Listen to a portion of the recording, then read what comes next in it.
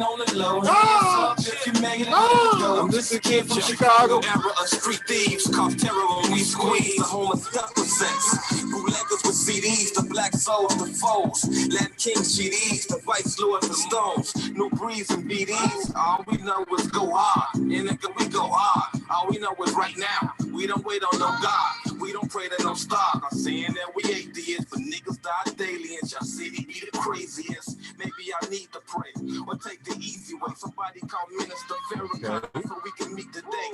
I'm from a land where the blood spills and meat decay. The cops baggers and they meat wagons. Don't get caught up in these beef slacking. The streets swallow niggas whole like a sea dragon. Fuck your police captain. I'm from a land where the drugs. What's up, TATN? Self Love Show. It's 9 Milz, the Black Terminator. What up, Self Love? What up, Self? How you feeling today? God is good, brother. How about yourself, man? I'm awesome, brother. Yes, sir. TorryWordssmith is in the house, boy. In the building. Y'all looking at a living legend in the building. This is the Self Love Show. It's produced by Shy Star Productions right here on This Ain't That Network, TATN.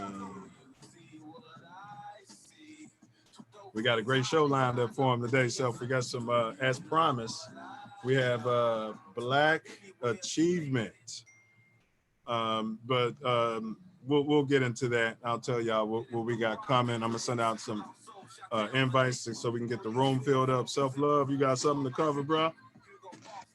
Yes, sir. We have to go through. Actually, first, can y'all hit subscribe? You know, hit the subscribe, hit the bell. Thumbs up, thumbs up. Like and share. That will help us out immensely. Thumbs up. Let's get them in here. Thumbs up right now. Man, yes. Go ahead, Tori. My bad. Share. We also need to take care of the disclaimer, fair use. Copyright disclaimer under Section 107 of the Copyright Act of 1976. Allowance is made for fair use for purposes such as criticism, comments, news reporting, teaching, scholarship, and research. Fair use is a use permitted by copyright statute that might otherwise be infringing. Non-profit, educational, or personal use tips the balance in favor of fair use. Also would like to state that anything we say on this program may or may not be, you know, the opinion of DNA Music or This Ain't That News Network. Is my opinion, and 9 Milz the Terminator. Self love. Self and self. Yes, that's that. He's right. Also, for you guys, last week I put in the comments section the contact information for Brother Jacobs. I dropped his email in the comments if you want to get like the any information to donate to help out their cause. So I did want to reiterate that, and I thought that was a great show. Once again, salute to a Southeast Side Chicago legend. Man, no doubt. Man, I appreciate him stepping to the plate like that, and also agreeing to headline our Mo Growth and Development segment, where we look to go across the city and talk to other living legends who are activists, and see if we can somehow get all of the stars, you know, in alignment. So very, very important. You got it exactly right. It's very important that you know spreads, because you know there's a misnomer that we just protest and talk about when, you know, police kill us or whoever, but there are people that's actively preventing our youth from killing each other, and salute to them. I mean, actively, you know, boots on the ground, and like you said, self-love, salute to them. Also, let me apologize for the late start. some little technical gaffes on my end, so that's on me. We'll get this fixed up. Evince Mundo. That's if you ever watch what was that? Happy Days. That's a Arthur Fonzarelli term. So, and just bear with us. We're still sending out these notices. Yes, sir. So yeah, so if we got great show lined up today on Black Achievement. So let me one second there. Share that. It's like walking and chewing gum at the same time. So, got to do it sometime, you know. Yep.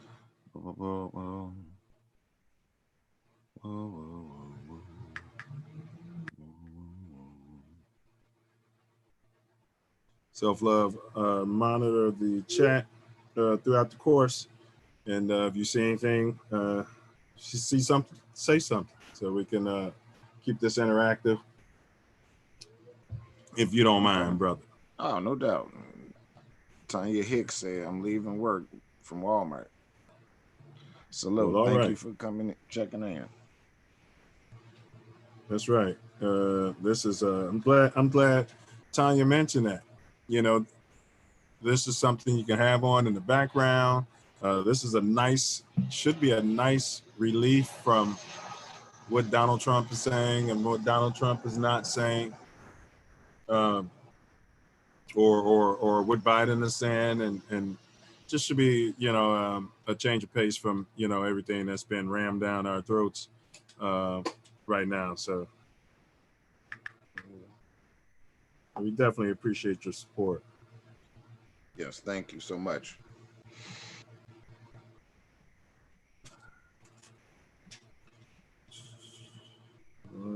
Getting some few in.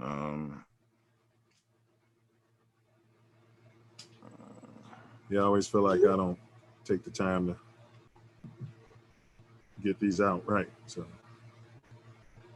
today I'm going to take the time to get these out. Just bear with us.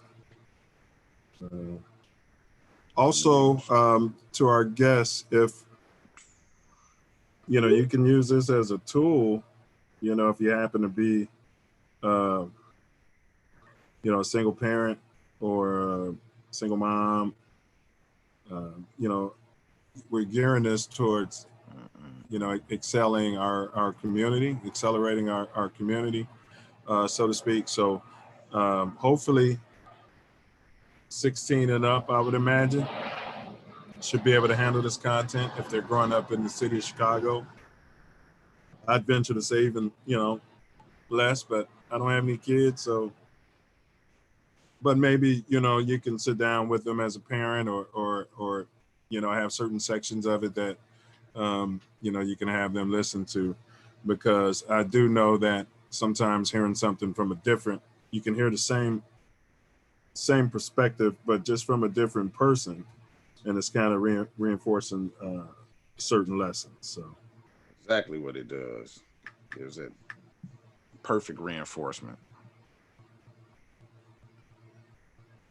All right, so let me go over this as we always start our show with, and then I will go ahead and let you all know what we have on the menu today for you here on the Self Luv Show. It's gonna be a dope show today, that's for sure. All right, so and you know, this is from Lessons in Truth. H. Emily Katie. This is the introduction.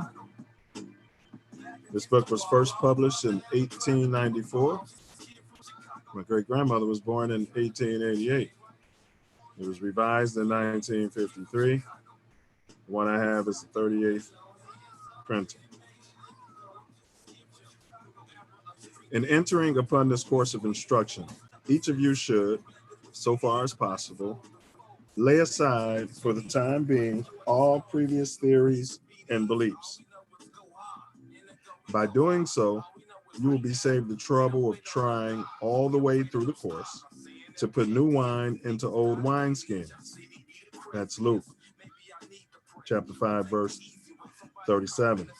If there is anything as we proceed which you do not understand or agree with, just let it lie passively in your mind until we have completed the entire show.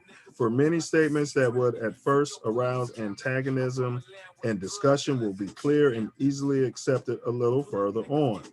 After the show is completed, if you wish to return to your old beliefs and ways of living, you are at perfect liberty to do so. But for the time being, be willing to become as a little child. For, said the master, in spiritual things, except ye become as little children, ye shall in no wise enter into the kingdom of heaven. That's from Matthew chapter 18, verse 3. If at times there seems to be repetition, please remember that these are lessons, not lectures. No doubt. All right, so we're going into our Black Achievement segment.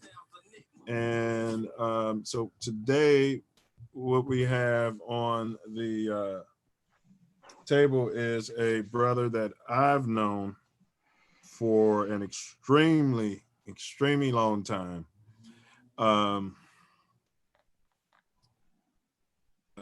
Magnanimous, dynamic individual, Polished, extraordinary. leadership. Yeah, great leader. Yeah, but we knew him, before all of his accolades and professional, accomplishments. And he's always been, consistent. He was one of the guys that, we when we got to campus, we all started gravitating towards each other. He was one of the few. And so Facts. Yeah, and we've watched him grow. I mean, I can't say enough about, how proud I am, for what he became. One thing I do want to point out is, I've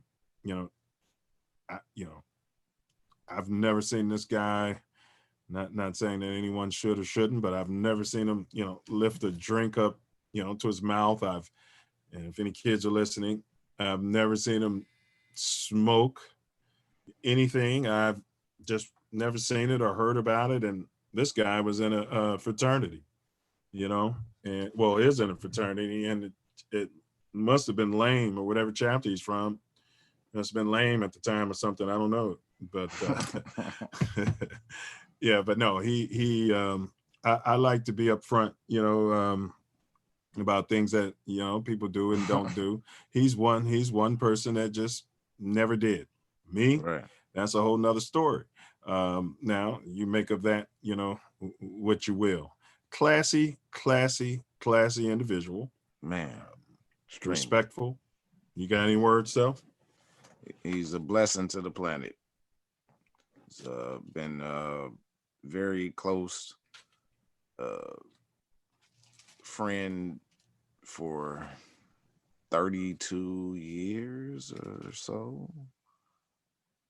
30 plus. Wow. And man, we clicked from day one. It was like a day one clicking, like bam. Did you ever compete against him before you hit the yard, like in baseball, any other sports? No, not that I remember. Okay. Sports period. Like he went to Lindblom, and then I went to Leo, so we didn't play Lindblom. Yeah, and for the record, we want to get him in here to ask him some questions. He's graduated from the University of Illinois. He had his degree in business finance, And then he went on to obtain his master's degree from Loyola Chicago. Yeah. So he's been working in the corporate arena. So we have some corporate-y, type questions geared up for him. His main thing is in the financial industry, banking, for big farm, and so we're going to welcome in James BecKom, and that's my noop, by the way. My ship. Yeah, and these two guys didn't make me, because there is no making in Kappa Alpha Psi, for anybody who wants to know. So, yeah. So let me cue up my sound effects. Y'all gonna get my sound effects. I don't care what y'all say. I paid no money for this, and I am going to. Actually, there's no time.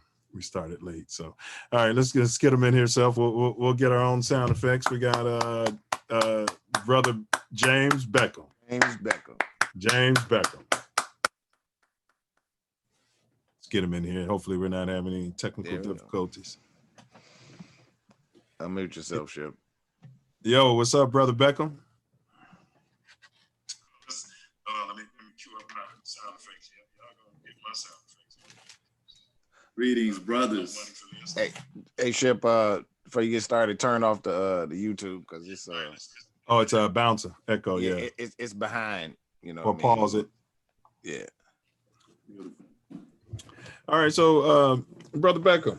Now I know that you're well. Can you just tell us like where you grew up at? Maybe just a little bit about your background. I mean, one thing I didn't tell the group is that he's raised on Chicago South Side. He's got a little brother that's extremely successful as well. So I really the reason we have him here is because we've always respected the way he moved. And I mean, in the professional arena and outside the professional arena. And so I just think he has some jewels and some insight that could be helpful. And again, you all know this is a thought experiment. We want to show people from Chicago in a different light, because all of us, don't, shoot at each other. So that's where we're at. So brother BecKom, can you give a background of maybe your grade school or were you public school education, like that? Yeah, absolutely. First and foremost, as my ship said, TorryWordssmith. Obviously, I've known you brothers for 30 plus years, and near and dear to my heart. I love what you're doing here. I love the platform. Yep. Shout out, yo, Greater Beta. I really, really appreciate the opportunity to talk to you guys today. In regards to my background, I am born and raised on the South Side of Chicago. I was born at the University of Chicago many years ago. I started elementary school on the West Side of Chicago. A lot of people don't know that, but I went to William H. Brown, which is the elementary school across the street from the old Chicago Stadium. So it's still over there. It's right across the street from the United Center. Yeah. So that's where I started elementary school. And then from there, you probably didn't know that. Nah. But I didn't know that. Yeah, I got some West Side in me, man. So, but go ahead, bro. Yeah, I remember that. And then I went to Avalon Park, which is right off of 79th Street, 78th and Kenwood. And then from there, I went to St. Felicitas Catholic School in Marynook, located on 83rd and Blackstone. So that's where I finished up my elementary school. From there, I went back to public school. Went to Lindblom in the mid to late 80s. And, well, hold it right there, bro. So, but you said South Side. So can you give a little, because the South Side, you know how that is. You could grow up in Hyde Park and, be on the South Side. You can grow up, here and there. But specifically, how far south were you and what area, what neighborhood would you call that?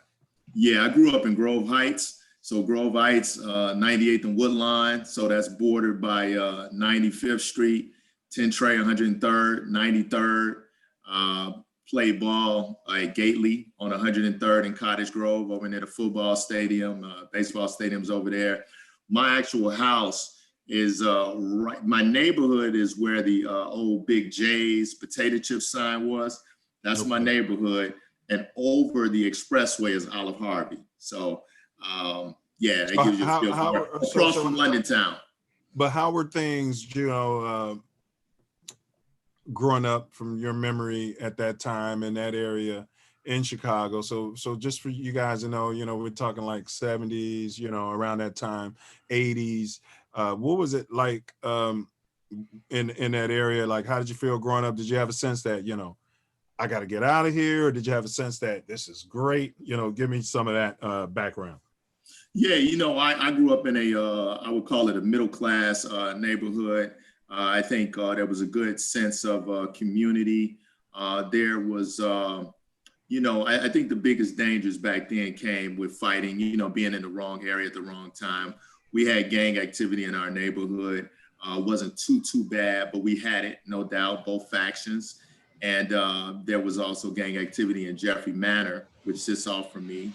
And I mean, just for gang talk, I mean, those were GDs, those were folks in Jeffrey Manor. We had a little bit of four corner hustlers in my neighborhood as well as GDs. And then in Burnside, we had, four corner hustlers. And then in London town, you had 4 CHs as well for the most part. But there were plenty of GDs on the tray on 103rd. So you had a little bit of mix. Again, I would call it middle class. It wasn't as bad as where I went to high school, where it was going down. That was in Inglewood. I went to school in Inglewood. But up there, that was always there. Now, what we had to offset it was a lot of athletics. So, again, my primary sport was baseball in terms of organized. But we played plenty of football. And one of the things that I did as a youngster in my neighborhood, and I'd be well known in my neighborhood, is that I had leagues of football teams based on blocks. So 98th and Ingleside, you brothers may know my son, Sean Haynes. Torry, Sean. Yeah. 98th and Ingleside. We had 96th and Dobson. We had 98th and University, 98th and Avalon. You get the picture. 97th and Woodlawn. So all throughout our neighborhood, we had athletics, and that always kind of helped to bridge the gap. But did you say you were organizing that, or you were part of that? No, I was organizing that. In addition to that, I also ran a lot of 3-on-3s in my yard. So my dad, when I was a kid, that's why KB is better at hoop than me, perhaps. He was younger. But KB had a handle, boy. Hey, yo, KB, boy, KB got a pat. Y'all know. Yeah, but again, to offset and just to kind of keep that sense of community, my dad many years ago created a basketball court in my backyard, and I know both you brothers have been there. 25, 30 years ago, it was all concrete, and because it was all concrete, we could go hard with 3-on-3s. So some of my guys that played basketball with Torry, my boy DeJuan Rose, who hooped at Xavier, younger than Torry, top 50 in the country by the time he was a senior. He would bring guys from Leo and my buddies from CVS and Hyde Park and Lindblom. Yeah. We'd all bring 3-on-3s, Whitney Young. So guys would come back there and we would play, nice rock'em sock'em 3-on-3. Right. In your backyard. For many years. Uh-huh. So all of that kind of helped to bring about a nice sense of community in that particular neighborhood. So I would say our neighborhood was a good, solid upbringing. We had some issues, with violence, but not much. Now, I know I didn't mean to cut your background off, but you were getting into. Now we're moving to high school, because I know with Lindblom, well, just with and just coming up in those times, for people who probably don't know, like you might go to one school and you got to catch the bus, and so. It's my understanding just from hearing the Lindblom stories. When we got to U of I, so was there a lot of was there a thing about the Harper people like taking stuff from you or on the bus? Not from you per se. Yeah. What's funny is and as you brothers know, Chicago in that time and probably even still, there were really only so many select high schools that you could go to that were really rigorous from an academic perspective. You know, one of them being Whitney Young, Michelle Obama's alma mater. Another one, obviously, was Lindblom, Kenwood. Yeah. So because of that, you know, we would come from long distances to go to Lindblom. It was a good education, but it wasn't the heart of Inglewood. So, and I'll make this quick. A guy like me will walk 3 blocks and then catch the bus on 95th Street. I would take it from 95th and Woodline to the terminal, which is 95th, you know, in Michigan, 95th and State. A lot of gang activity there, obviously. And then I would catch the train from, and this is every day, to and from 95th and the Dan Ryan to 63rd and the Dan Ryan. 95th and the Dan Ryan, for those who don't know, it's not what it is today. 95th and the Dan Ryan, boy, it was a crapshoot when you got up there. That was like a hub for every gang member in the city. But go ahead. It was like a major hub. You know, it was like flying business and you're at O'Hare and you're seeing, you know, people. But go ahead, bro. Yeah, no, it was. So we catch the A train. You had to catch the A train from 95th and the Dan Ryan down to 63rd and the Dan Ryan. Ooh. And where that let off was an even worse kind of a thing because you had heavy gang activity at 63rd and the Dan Ryan, and that let you off at a rival high school. So Inglewood High School is located basically at the 63rd and the Dan Ryan. So from there, you would catch either the 63rd Street bus, which was going to be an issue, or you would catch the high L. So the high L will stop over there as well. So you could kind of jump the high L and take the high L to 63rd and Ashland. Could do that, but then you had to walk a mile from 63rd and Ashland to Walcott, which was right off the Damon. And I'm sure some of those guys knew you guys were doing that probably too. So it was still risky. Yeah, it was risky. So to answer your question, there were always issues with Inglewood because again, that's a rival high school. You have one whole high school catching a bus and getting off a bus in front of another high school. Right. That mix is devastating. And then you got these guys clean and wearing clean shoes and clean. I mean, let's keep it 100. I'll say it. You know, you got these guys. I'm not, you know, knocking the people from Inglewood, but it just was what it. I mean, it just was what it was. You got these guys and these girls, and then you got these guys, and it was a, you know, it was a. It was combustion. Yeah, it was always combustion. There was some talk from some older brothers that you know we know that from Lindblom, and they talked about having to donate some of their belongings from time to time. Yeah, bring extra stuff just to you know what I mean. And I was like, I don't really see JB doing that. You know, no, that never happened. I didn't think so. No, what they're saying, JB, is you come up to me, and you're like, oh, I like that Gucci belt. And I'm like, oh, this Gucci belt? And you're it's like, nice, isn't it? No. And then I'm like, but you can have this Gucci belt. You know, I brought another one for you. Yeah. Right. That's the picture they're painting. Right. It went down. It went down. But I wasn't part of that. But how did y'all make sure you were together? Like, how did y'all handle that on the way from school? And then we'll move off of this, but because that's part of Chicago history and everybody knows. Right. So how did y'all handle that, you know, getting back from school and getting to the train? Yeah, you know, the reality is you raise a good point, because if you don't have the type of personality to where you are able to crew up and you are able to layer in a couple of young ladies to go to them, if that's not your personality, you're probably in a hot spot. And to be honest with you, I've never thought of that, Newt. I never thought about that. Obviously, I ride the bus. And I went down there following a couple of my guys from the hood, from my neighborhood, that were down there. Now they were only at Lindblom for a year. So by my sophomore year, they were already out of there. They didn't stay in grade. But you knew how to move by that time. But I know how to move, because I got a bunch of other guys that come from your area. I got guys from Cal Park. I got guys from Halsted that catch the 108 Halsted. Yeah. Guys all in the 90s. So anybody from 93rd on to the hundreds, I mean, we roll together as a crew, and we hooped together, we played ball together. So that made it nice.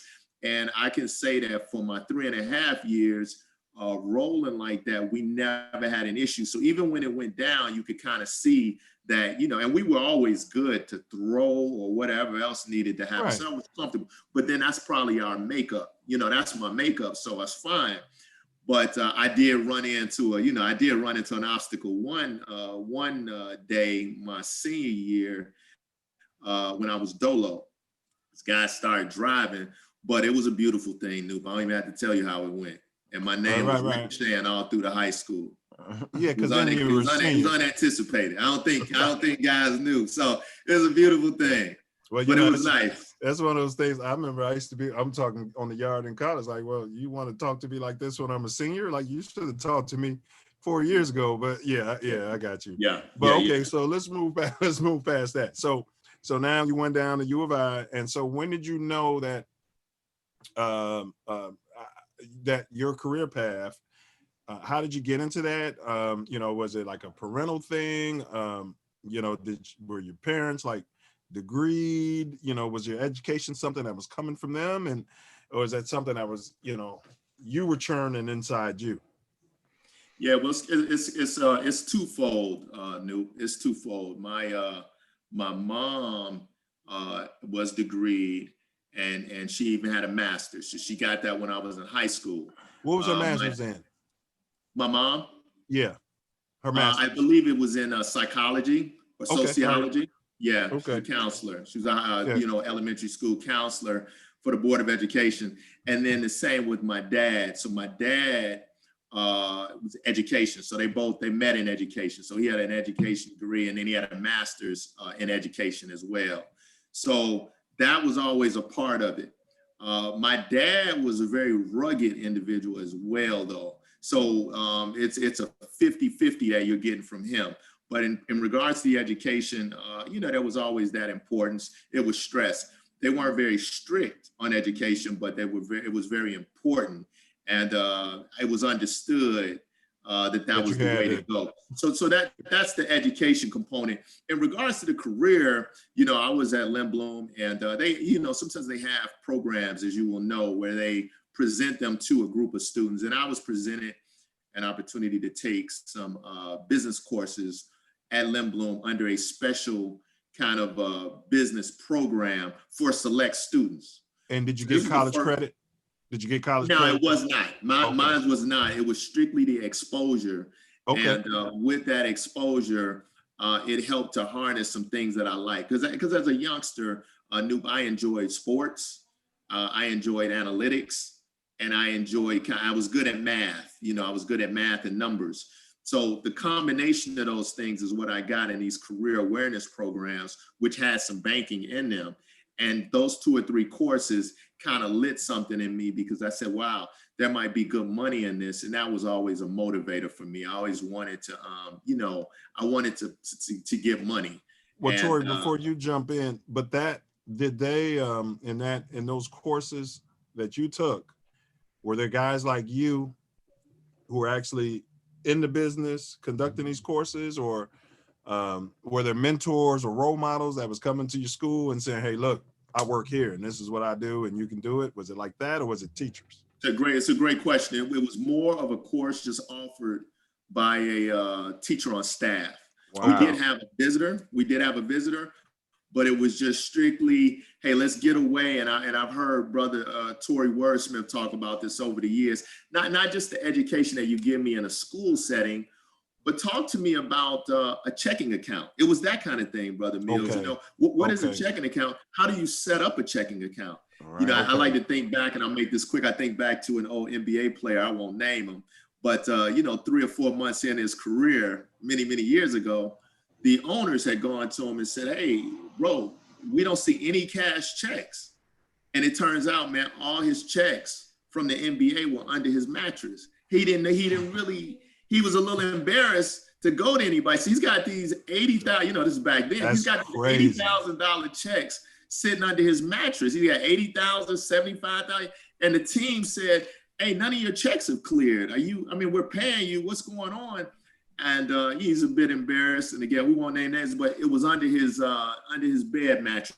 So the point is, that's a reality. At 14, 15, 16 years of age, back in our day, everybody didn't necessarily know how to go to a bank and open an account. And what does that mean?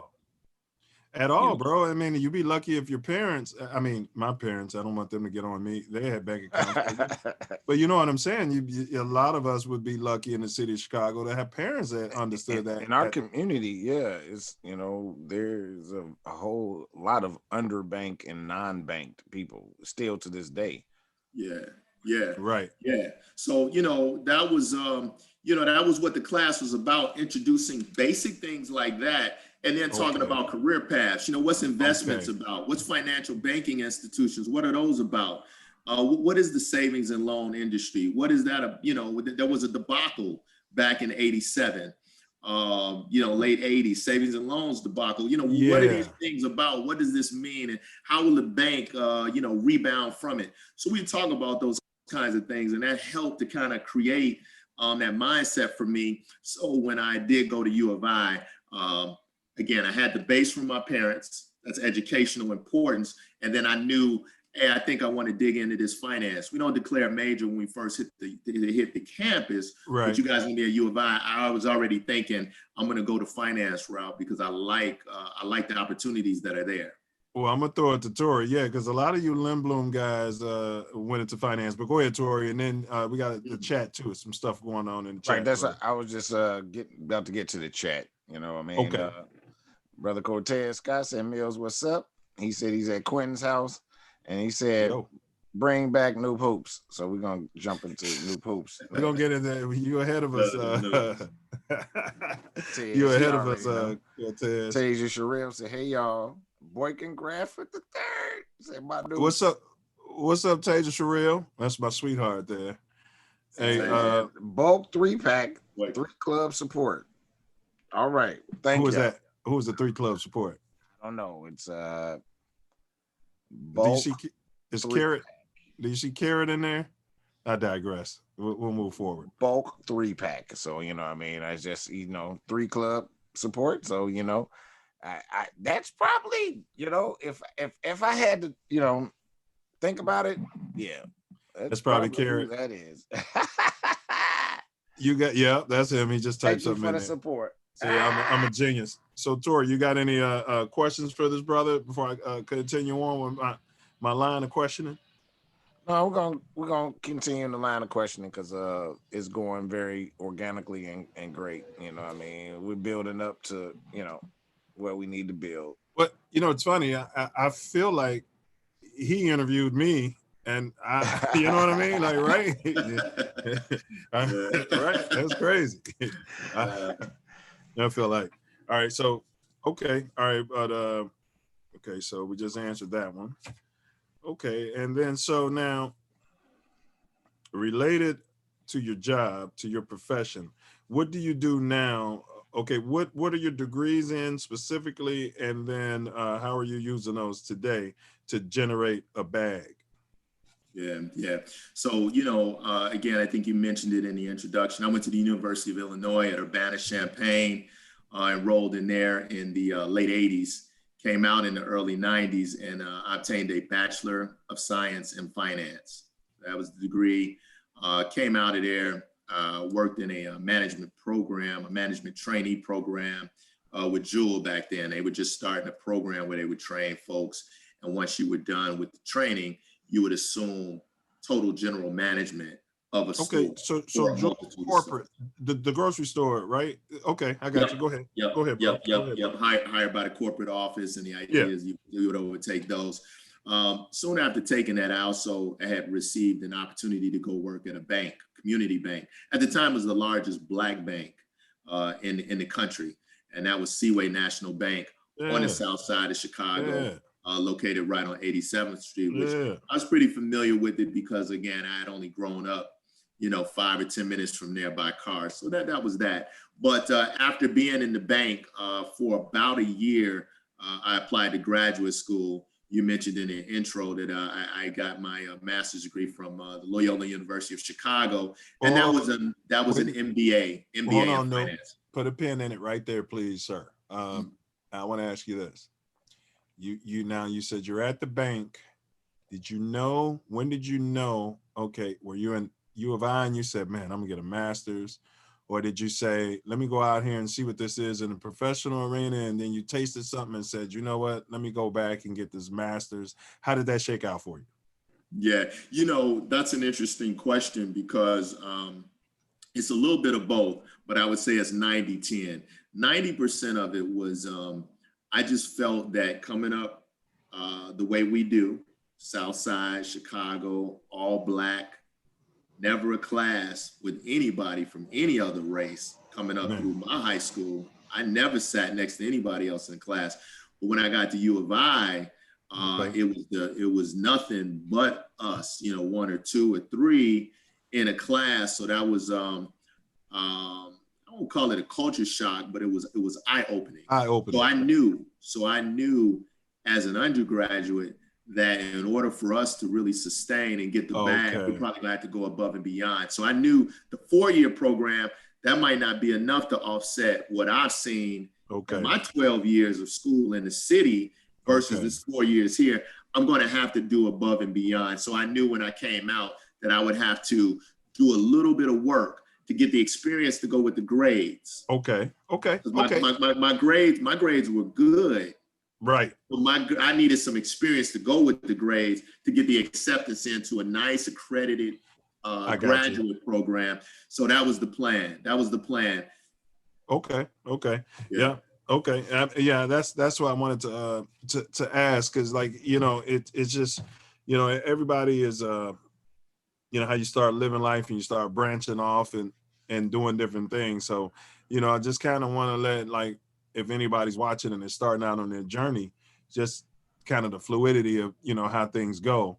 But the whole time, you had your eyes on another goal, another step on the prize. Right. The whole time he had his eyes on something that could keep him from, veering off path.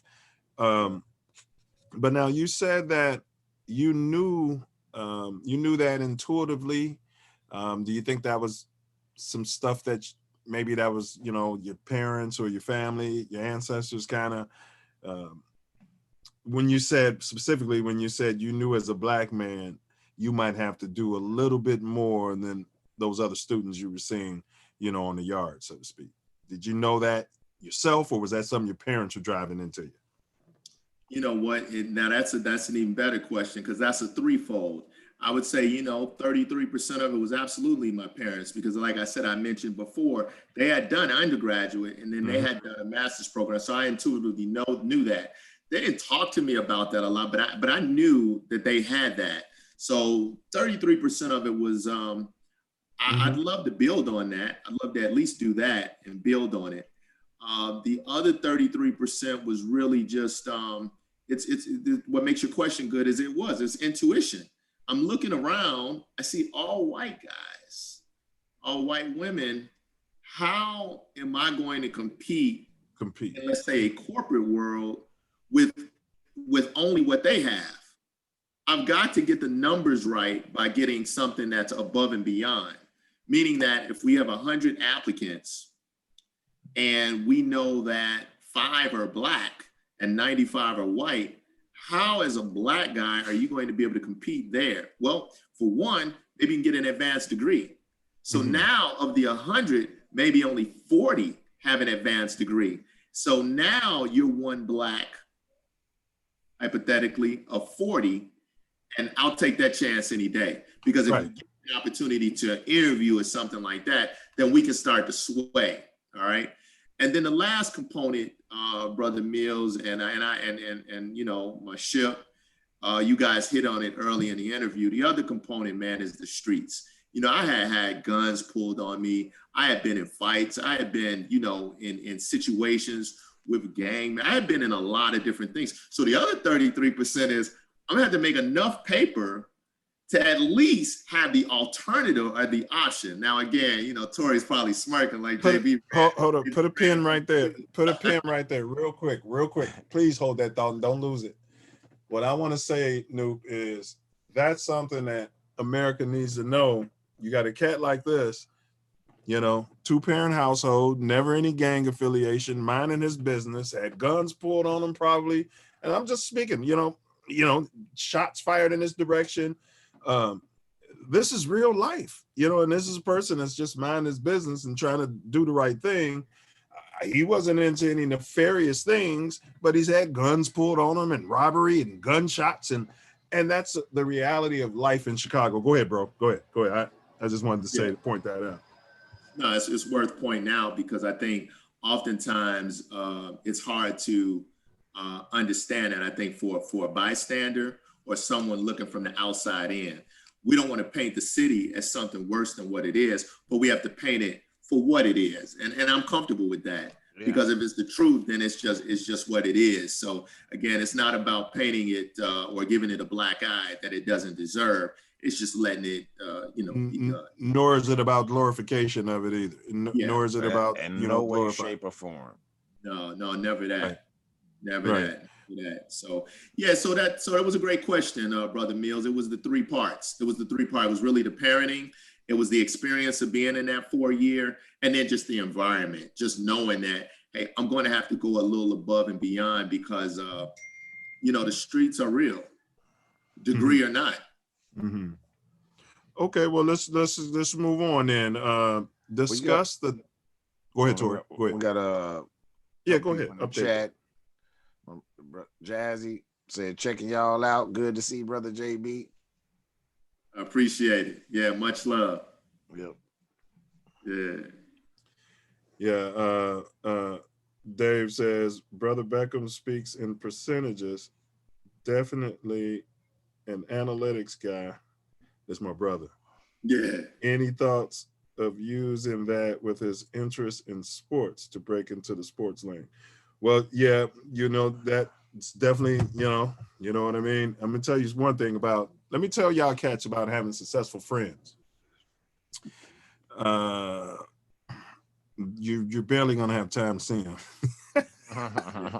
They barely have time, you know what I'm saying? And that's not a knock on them. That's just, man, that's just with it's a big responsibility. So, but yeah, we chat. Like, one thing about JB, if you reach out to JB, he'll always reach back to you. So he's one of those guys. He's not like lost in the woods or anything, but we have discussed it, big bro, but we just haven't gotten to it. So, but discuss the darkest hour along your journey, professional or otherwise. The toughest thing for me, and it's not even close. We all go through bumps and have hurdles and obstacles, but the toughest thing, and you brothers know that because you've known me for years, especially my ship, Torry Smith, during that time in terms of the actual conversations. But I will paint, just Christmas Day, got up one day and could have gone my girl's way at that time, dating someone, could have gone there to her family. But I woke up and said, you know what, I'll double back to your family. I'm gonna just go check out my mom and my dad's Christmas Day, check them out first. And my brother will be there and his girl and his little daughter, which is my niece. Happy belated to her as well, Carlisha. She had a birthday. Happy belated, Carlisha. Yeah, so 6 years old. She was a little baby. So wanted to go by there and check them out on Christmas Day. And in the midst of us, fellowship in the way a family would and loving one another, in the midst of dinner, my dad fell out and had a heart attack. So he died right there. So it was Christmas Day. How old was he, Noop, your dad, when he passed? 65. He was 65. Man. Yeah. May you rest in power. But go ahead, bro. Yeah, I appreciate that, Noop. So that was a heavy loss for me because my dad was strong. Torry knew my dad was strong, kind of like a monster. So there was, and that's not to say there's anything wrong with being weak or losing your health. That's something that's uncontrollable. But had never seen that, had never seen his health go down at all. So that's a pretty devastating thing to happen. And it really shook our family because my mom had rolled alongside my dad for as long as I knew. Right. Because he was strong and she was smart. It was just a real nice, systematic way getting things done, and there was a lot of love in the house. So I mean, you know my brother dearly, you know me dearly, so you know my dad did a good job of kind of molding Absolutely. the kind of way we were. Salute. So that was a real blow and a loss. R.I.P. And you know, and then believe it or not, you know, I had a grandmother, my mom's mom, who had been sick for a while, a little bit. You know, her health had been deteriorating, but man, she passed probably 4 weeks later. So my mom lost my dad, and then lost her mom, and then lost her mom within a 5-week window. Wow. And all of her support, you know, but then she had you and KB, so yeah. So we, you know, you churn through, and life is a cycle. I listen to you guys' show, and I heard Torry talking about it earlier, you know, organic growth and what life is about. Things grow, you know what I mean? So at that time, I had not been married, I had not had any kids or anything like that, but these things happen over time. So you start to rebuild back up a new normal. You know, absolutely. we never forget the past, but you build a new normal. So absolutely, for me, that is by far the darkest time, because I had to hold my mom down. You know, had to hold my mom down, and so many of us go through trials and tribulations. All people do. That was one for me. And when you're juggling that, you know, then obviously then you have to find space to mourn yourself, and you know, which comes. So yeah, man. Shout out to your dad. You know what I mean? May he rest in peace. Yeah, I appreciate it. One thing I want to thank you brothers for, because I never have before, but talking to you and being on the show makes me want to do this. So New Hoops started in 1999. Yeah, let's talk about it. Everybody want to talk about New Hoops. In the fall. Yeah. And my dad passed away in December 25th, 1999. Oh, okay. Wow. Yeah. So he used to golf, and he used to do a lot of things, but he told me, man, I'll come up there and check you out. And he came up there and checked us out, and we probably had 80 to 100 newts in Corliss. In Corliss. He knew some of you brothers, but man, I'll never forget that, because what we built, we went on to do 20 seasons. That was season 1. Yeah. Oh man, saw season 1 of New Hoops. So that was always kind of near and dear, because I think, you know, as we move on, you know, and I listen to you guys' show, but I think as we move on, that's one of the things that he took with him. He was able to see us in our element. KB was a noob. Yeah. Both of you all were noobs. You guys were in the gym. That's the first season. So I thank you all, because we did it together. Right. But we had soldiers in the gym. But it was all your vision, bro. That was all your vision, Noob. You know what I'm saying? You brought together the whole province, man. You brought and beyond, you know, province and beyond, because it was there's some, you know, the first season. And that was all you, first bro. season, but later on, it got bigger than that. Me and Torry, beautiful thing. I played all 20 seasons. Was the MVP of the first one. Yeah. Me and Torry would have hooped. Me and Torry would have hooped against his grandmother and my grandmother in his backyard. So you know what I'm saying? Period. And your in the 303, you already know. So that's he already know. He set up. Remember KB and Jovel? We played him in the backyard. And beat the brakes off of him. And like, well, you already know that. You know, but and here's the thing, JB. They're gonna give all the credit. They're gonna give all the credit to Torry. This is the story of my life. You know, we finally got a show where he gets to be the sidekick. You know what I mean? And I get to talk. He gets to play off of me. See, when we played basketball, I played off you anyway. Well, we played off each other. We played off each other. Yeah. There was times when I was like, okay, they double teaming me every time, so I'm gonna drive right over here. We digress. Torry will give me the ball. I give it back to him. Like, what you giving me this for? I'm like, you're wide open. Man, this guy can't stop you. But New Hoops. One thing I want to say about New Hoops, when you get you dig into the old boxes, if you want to thank us, you send us some of them shirts. I know you got some of them classic shirts somewhere. Yeah, you've been saving I got classic joints. I got joints to get out. But man, on everything though, man, from the heart and on the bond, when we started New Hoops, it was about grabbing 100 brothers from a number of places, but the real snowball was the core, probably 20 from Greater Beta that stood right there with me, you know, as soldiers. Because you're bringing brothers in from all over, and brothers are hardcore. I love that. Man, but greater beta, 20 deep to get it started. And that 20 turned to something much more powerful, but I'm talking about the originals. And see, both you brothers were part of the originals. So man, from my heart. Well, no, I know what you're saying. Yeah, no, we it had was your back. amazing. Yeah, ain't gonna be no was bullies. amazing, Ain't though. the commissioner now. What you say? It Go was ahead, amazing, man. We had Right. there was noobs from 1980, KK. Yeah. That was Man. Yeah, I mean, Kobe Fletcher, Yoda Kobe. Yes. Yeah. So I mean, all the way to we were that, strong. I Period. met a lot of brothers, man. You know, through Probably that process. never would have met that Yeah. was such a humongous networking situation. Yeah. And R.I.P. Big John, man. R.I.P. Oh Big man, John. Big John, So, man. So for y'all who don't know, Noob Hoops was a tournament JB initially started. Brother BecKom right here for Noops only, members of Kappa Alpha Psi. Eventually, he kept the name, but then it branched out. Other Greek organizations, you know, were able to play. So, man, we used to get it in up there at across the street from Hyde Park. What gym is that? Jackson Park. Jackson Park, man. We used to get it in Jackson Park. We used to get it in Jackson Park, Harper High School. We got it in at Bogan. We got it in at the Dalton Park District. We got it in at the YWCA. We used to get it in at Nicholson. Hyde Park High School.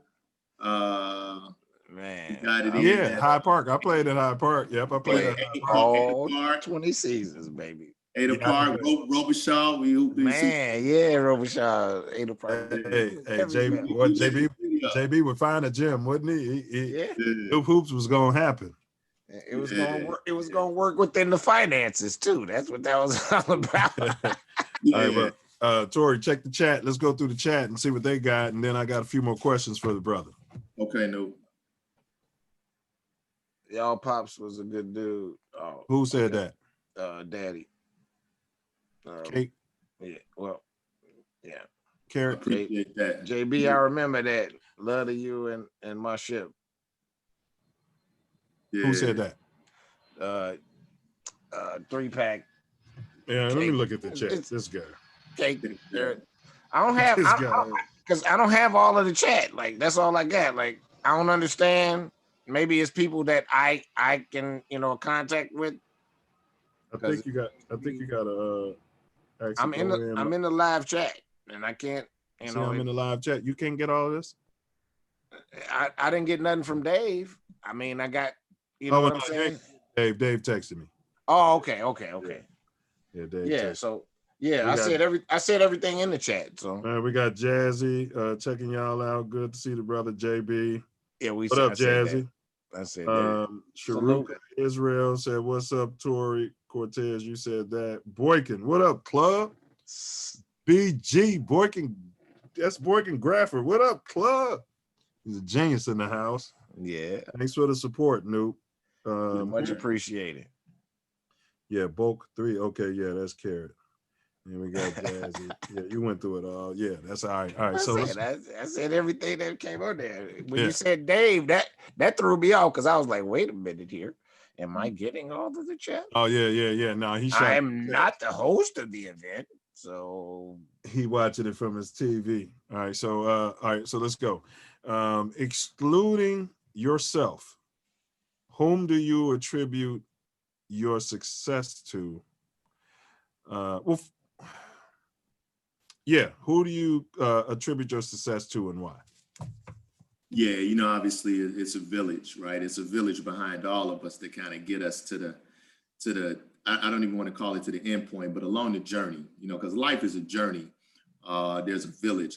But, first and foremost, Brother Milz, and I know Tori knows this, man. Tori spoke on my behalf. I won't even get into old stories, but Tori has an innate ability to see things. But for me, it's my dad, man. My old man was hardcore, Milz.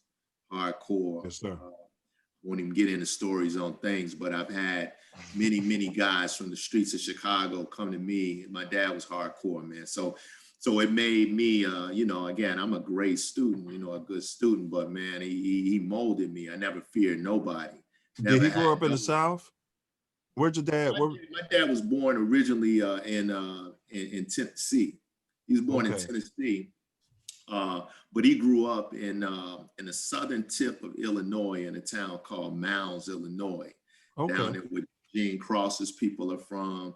I think Steve Bardo's people from down there. It's called Milz, like Cahokia and Milz, Illinois, right below. I've actually been in Milz. I've actually been there. Yeah, right across from Paducah, Kentucky. It's like a bridge, but down there in those areas, him and he had 4 brothers and 2 sisters. They all kind of came up there, and then they all migrated to Chicago, like so many of our people did. I would say probably by the 50s. In Chicago. For all you fathers out there and mothers and potential fathers and human beings out there, just keep that in mind. He's talking about, fathers, and that's his reality. For somebody else, it could be, different, but just keep that in mind, as you're deciding to be a father or what have you, because that's very important. Furthermore, if you're deciding to keep the father out of the child's life for various nefarious, selfish reasons, know that it takes both. Absolutely. You raise a good point, because I think, and let's be frank, man. Let's be frank. Milz, you joked about it before you introduced me. You and Torry ran on one side of the tracks, if you will. On one side of the tracks, if you will. But I think, like Torry said, we clicked from day one, because I think I don't run on them tracks, but I'm good with them tracks. And I've always been good with them tracks. I'm very comfortable with them tracks. So Milz, we have a certain bond, man. Our lunches every week, man, on the yard. That was magical to me. Torry, me and you, man, I don't even have to get into the journey that we were on. That ain't even for the airwaves. But the point that I'm making is that, see, my dad made me in a way that I'm comfortable. I'm super comfortable with everything. And so that probably comes out. So that allows me to bond, not just with like-minded thinking, but with everyone. Because I don't see the surface, I see the true bond. And it's easy for that. And I think you sniffed that out early on, Milz. We boys before being brothers. We boys before brothers. It's same with Torry, boys before brothers. You all had a crew, but I always felt that even if I wasn't in your crew, I'm saying before the bond, there was a mutual respect. There was a love, man. I had a love for y'all and all your crew. I don't have to name them, but man, I had love. And it felt mutual whenever I saw any of you guys, even to this day, in or outside of the bond. But my dad gives me that. My dad gives me. It's funny you mentioned. Now let me say this. I've been meaning to mention this last week. The crew, and we kind of touched on it, Torry. The crew is very important in navigating through Chicago. Period. Very important. We're not talking about a gang. For any of you informants out there listening, any YouTube police, any CIA spooks, so-called gangs operate now. Right. We're just talking about your crew, and it's going to be like your tribe, and you want to select them. They have to be men of honor or people of honor. They almost want to be like Jedis or knights. You want them to be anti-bullies. This is how I selected them. They have to be able to think. They can't get you in nonsense. They have to be able to take corrective criticism. And likewise. And if they can't, then you really need to cut them from your crew. The crew is extremely important in the city of Chicago. I'm telling you. But go ahead, JB. I didn't mean to cut you off. No, that's a great point, man. I just wanted to, wrap that question up. It's my dad. You know what I mean? A village gets us there. But my dad gives me there's a certain breadth of confidence and toughness and strength that I think probably comes directly from him. 2 years old, 3 years old, 5 years old, there's a certain ruggedness that you get. And that it shows how pronounced Torry's point is. Torry talking, you don't push that away. There's a certain element. No, you don't. Torry's a father, and Torry knows what he's giving. He's giving love to both, but there's a certain something that his son's getting from him. Guaranteed. The father represents accountability. Facts. you know, at the end of the day, it represents accountability. I mean, there's a lot more, but I would say accountability for the young Black male. Okay. Say Yoda Asa right quick, you know, in between questions. Yo, Noob. Asa said he's been to Paducah, Kentucky. He said greetings. It says, is that by where your dad's from? Paducah? Yeah, it's right over the bridge. So when you're at the southernmost tip of the state of Illinois, they got two big bridges down there. They got the old school steel bridge to where when you drive your whip over the bridge, you can see the water, you know, like yeah. They got the grooves. That creaky joint, they got that one in the Paducah. And then they got a more modern one that's super scary as well, but it's modern. And that's over in the Paducah. But yeah, Asa, that's where it is. Shout out to Asa too. Asa know me from the 70s, man. 10 track, like I said, 103rd. I'm not gonna shout him out, but shout out to Kappa Ship Death Row and to my club, Kareem Pender. You actually been to Mounds? Nope. Ship? Yeah, me for sure. Yeah. Oh yeah. Multitude of times, and like I said, the crosses are from down there, and many other folks are from down. You know, obviously So you still got family down there, bro? Now everyone's passed on, Noop. You know, as we've aged, everyone's basically passed on. I had an uncle down there, I had a grandmother, and I had an aunt. You know, between St. Louis and there, they roll, but they've all passed on now. What brought everybody to Miles? Was it like a steel industry or cars, something? It had to be jobs or something that brought everybody there, man. You know, it had to be. That's a great question because I don't know exactly what it was, but what I do know is many things are pipelined. So I know with my dad, my dad played college basketball. So I know he was pipelined with some of his guys. Now that's not the family because he's just a young man. But you know, like you said, the rhythm of opportunity will breed more and more folks. Right. You know what I mean? So I think you're absolutely right. I left this out. Tell the people what you do for a living or how you've made your money pretty much, you know, what your degrees, how you use those to professionally. I left that out. They're probably wondering. Yeah, you left that in the intro. I mean, again, when I finished graduate school, Loyola University of Chicago with my MBA in finance, I took a job with Blue Cross Blue Shield Association, which is really the corporate office of the Blue Cross and Blue Shield plans that we know across the country. So I kind of took that corporate office, which was in Chicago. It was right on Water Street, right above the old school Bennigan's on Michigan, Water Street. So I did that for about 2.5 years. And when I was there, I got to travel and do great things. And this was a financial role, you know, so I was a senior financial consultant at the time, young man coming up in the game. I got recruited from there into the pharmaceutical industry, a company called Abbott Laboratories, which is up north. Yeah, we used to do their conference calls, man. I probably set up a couple conference calls for you when I was working for Conference Call USA. Will Dunn had got me a job in the South Loop, man. Yep, Abbott Labs was one of our biggest clients, man. I probably didn't even know it was him. Who's this guy? Love that, man. Shout out to my Sans Will Dunn too. Yeah, Will the Beast. Brain 90. So so from there I was recruited up to Abbott Laboratories as a senior financial analyst back then, working in distribution finance, commercial finance, rebates, sales incentives, those kinds of things, doing the financial analysis for that. And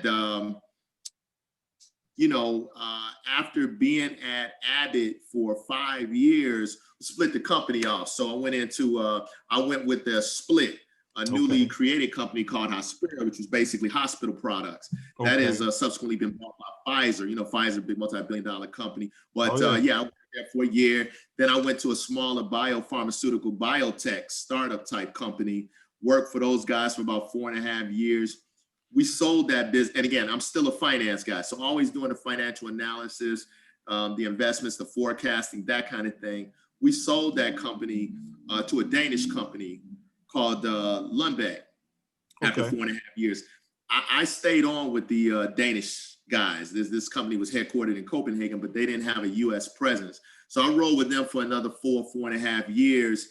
And from there, I got recruited to come back to a company called AbbVie. AbbVie was now a $20 billion company that split off from Abbott again. So if you go 10, 12 years, Abbott split again, 20 billion. Tory, you hear all these splits?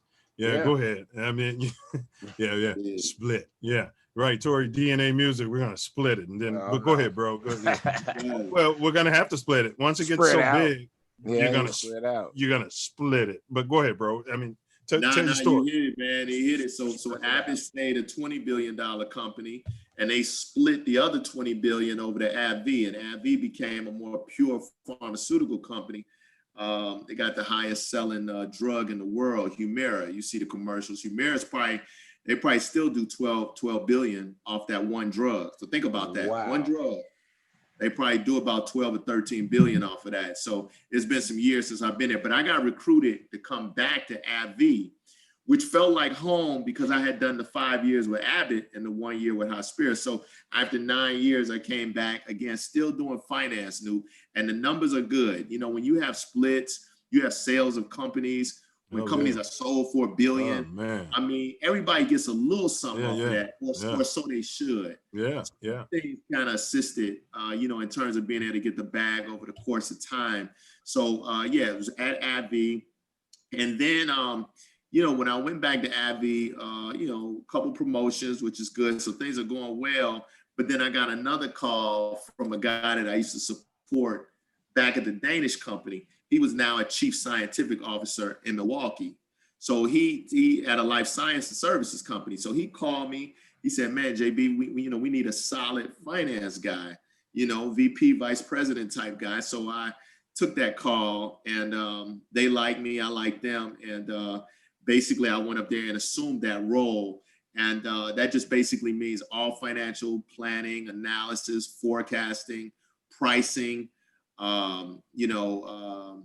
negotiations, contract negotiations, oversee supply chain, which is basically distribution, freight, warehousing, that kind of thing, clinical nurses, nurse educators, the people that administer the drugs, call centers like you were doing, people that take the inquiries, adverse event reporting, serious evidence, to the FDA, overseeing those kinds of things. And, obviously I could go on and on. Sales reps, medical science liaisons, everything that has to do with pharmaceutical companies, I've had an opportunity to dibble and dabble with that. And by being in one industry, as you know, and Tory knows as well, with the music that he's in, when you're in something for that long, you're going to continuously pick up more and more things. So absolutely, that is how I make my money, New. Gems. There sometimes are going to be bumps in the road in a corporate game, because they can always pull that rug from underneath your feet.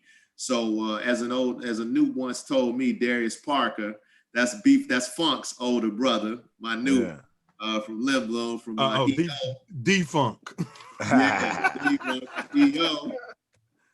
Yo, to my New Darius, I say you're only as good as your last presentation, But I got a question. So we always related back to fixing or healing some of the ills of the Black community that we all escape from, so to speak, or maybe not. So what do you have any professional from your skills that you've learned, what would you like to see done, or what do you think could be done from financial or from an investment standpoint to cure the ills of the Black community? The reality is, New, and I'm on a mission. I'm doing a lot of research now, more than I ever have before. And suffice to say, my ship Tory, and obviously you guys, man, have been speaking deeply way before the podcast. You know what I mean? I know how you guys get down. I know how you break it down. Tory's always talked about it.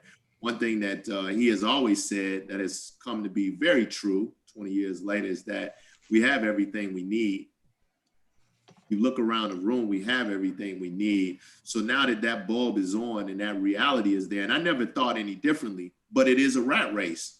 You heard me talking, man. I've been in a rat race. I mean, we do what we do, but man, it's been a rat race for you. Right, so right. It's a grind, so you don't have time to take in the thoughts, which I know that's what you all about, taking in the thoughts. I know that's what Tory is about. You don't have time to take in the thoughts, but right now during COVID, In business downturns all over the board, you have time to sit and think.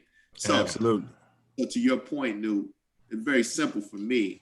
I'm gonna build brick by brick, and it's all about ownership. You know, Torry knows that because, man, he's from 79th Street. He's from 83rd, 79th. He knows 75th. It's all about ownership. And you have to get the right guys in the room. You have to own. So let's just say we got 3 blocks, right? Mm-hmm. Talked about this before, Milz. We got break it down. Break it down for the listeners. We got a cleaners on this block. So this is where we go, man. We go to the cleaners. And if it's too full, then we got another cleaners on that block. But those are Black-owned cleaners in the community. And that's what we do there. Then we have a restaurant. You know, we got a couple of restaurants, but it's Black-owned. And, man, that's where we go to grab our food. We're not saying you got to go there all the time, but if you do a little takeout, that's where we go. That's what we do. And you find yourself creating those businesses in a number of blocks. And that's the way you start to cure it. Because the thing that you're preaching, I think a lot of times we think, man, you set it up, guys just gonna tear it up. Or guys in the community, they don't care about anything. Yeah. But see, that's where guys like us can be, man, if I tell I could go on and tell stories, Milz, you know what I mean? I'm broadcasting outside, they do anything for you if they understand what it is you're trying to do. But if you tell young cats, man, these blocks right here, dog, these are the blocks that's gonna get us there. Man. These are the blocks that's gonna get us there. They will leave those blocks alone. Yeah. Leave them blocks alone, man. It's places to eat. You know what I'm saying? It's places to eat. All I can tell you is that you leave these blocks alone. In return, when you do your big barbecue, man, we do it out in back of the restaurant. We got the big backyard with the gates. That's your day, dog. That's your day. On another day, we can hire some of the guys. We can create jobs, you know, for them as well. Yeah, these are the things that we do. You want to be clean, we got clean options. You want to be dirty, that's cool too. But again, you'll stay. But what I'm talking about is a snowball. When you have them blocks of businesses, you creating a heck of a snowball because everything goes. Something as simple as a bar. Yeah, and then I'm gonna turn it right over to you, Torry. I hear you. But something as simple as a bar. We have the bar, but our local Black policemen, hey, you come to the bar free. You know, maybe on Wednesdays you pay for whatever you do, but every other day, man, come through and patronize. We got police coming through these blocks all the time. It's nothing but love. See, nobody's excluded, and that's the key with Black cats. Nobody needs to be excluded because our backgrounds aren't that different. You just got to peel the onions back. And when you peel it, you realize, oh man, my cousin knows your cousin, and they run together every day. My uncle's woman's ex-husband is the dude that runs with, man, we all connected, man. Black cats are connected. So all you got to do is put something together the way you can get the snowball rolling. Because once that happens, it's magic. Yeah, but go ahead, Torry. I heard you. I was, it just sparked into my mind about mentorship. You know, you have mentors. I know you mentor people, but you know, who do you call? Who are your mentors? Yeah. Right. When you know, unsure about something, you know, and want to, you know, get some advice on how to proceed. Yeah, you know, it's funny that you mentioned that. Yeah, it's an excellent question because for me, brothers, and I know you guys know that, man, just from living with me, man, on the yard, you know, in the big mansion.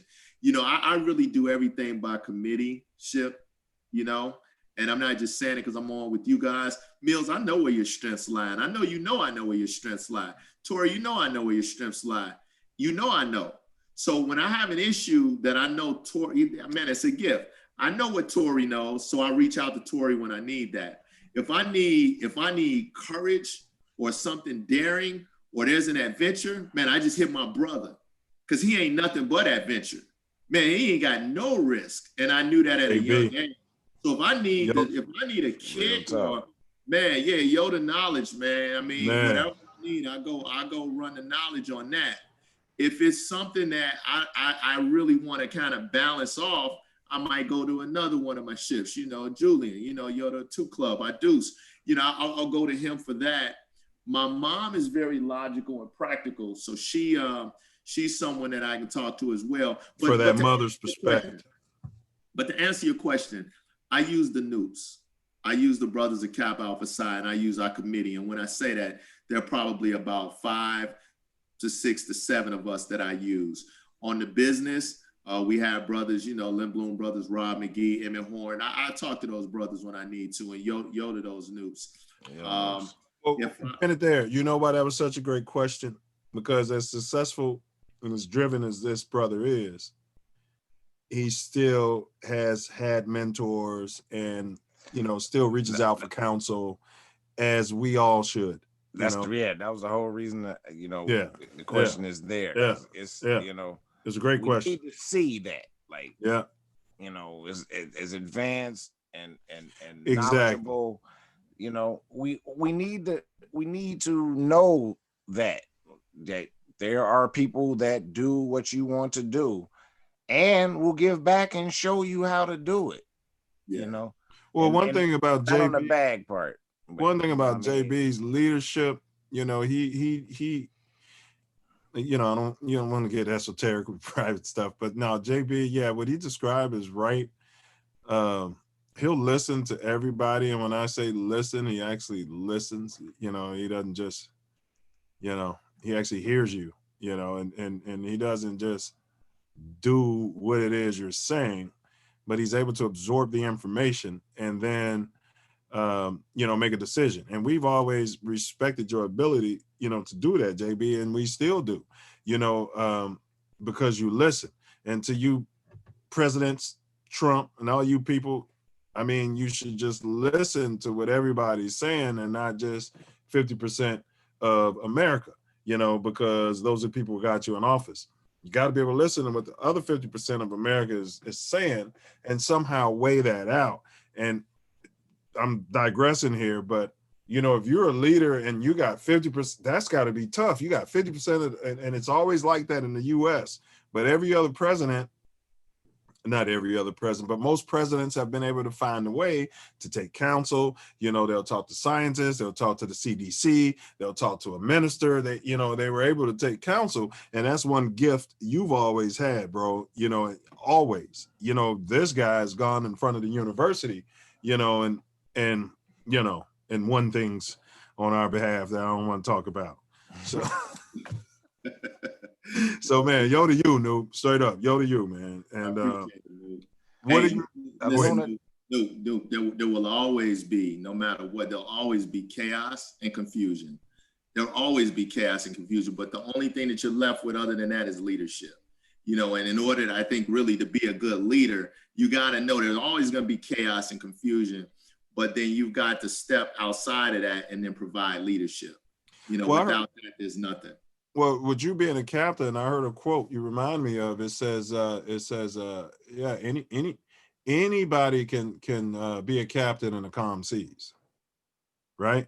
You could put a 5-year-old kid behind a wheel of a boat, whatever they call it, if the lake is smooth, right? But when it starts getting choppy, that's when it's going to take an experienced expert, that's when the real captains to make it happen. Yeah. And we've been in stormy waters, so I know what you built off of. Yeah, they used to stink when they came by my house, but there's none of that going on. All right, so name your name when they were pledging. Well, there's no pledging. Name your 3 keys to success, brother. Name your 3 keys to success, brother. We legally pledged. It was the moratorium came. You're right. You're right. And then after that, there was no more. So right. Name your 3 keys to success, JB, for somebody who's about to embark upon college or high school. Yeah, these are key to me, and I think we touched on some of these things earlier in our talk. I think one is discipline, New. One is discipline, and I know, again, even when you introduced me, you joked and that kind of thing. I think we all have lanes that we want to run in, and as long as you're legal, man, I think that's a start. But be disciplined. Be disciplined. What I mean by discipline is, be to work on time, or do the research that you need to do if you want to start your own business. If you want to be an entrepreneur, be sharp. If you work with people, keep your word, have some integrity. Be disciplined. You know what I'm saying? That's discipline. Go ahead, discipline. Keep going. I'm writing these down. Yeah, that's discipline. The second one would be perseverance. So again, they're going to be choppy waters. We've talked about that. They're going to be obstacles. They're going to be things that, you know, you need to overcome. Always try and stay steadfast.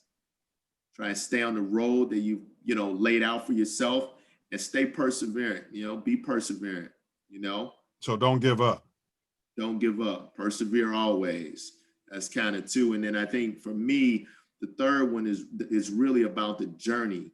And in order to really be successful on your journey, I think you really need to focus on self-improvement. I know Tori's big on that, and I know you're big on that. I know. Yeah, I was gonna say self. Yeah, you sound like you should. Yeah, self-improvement is key, and on the Self Love Show, is key.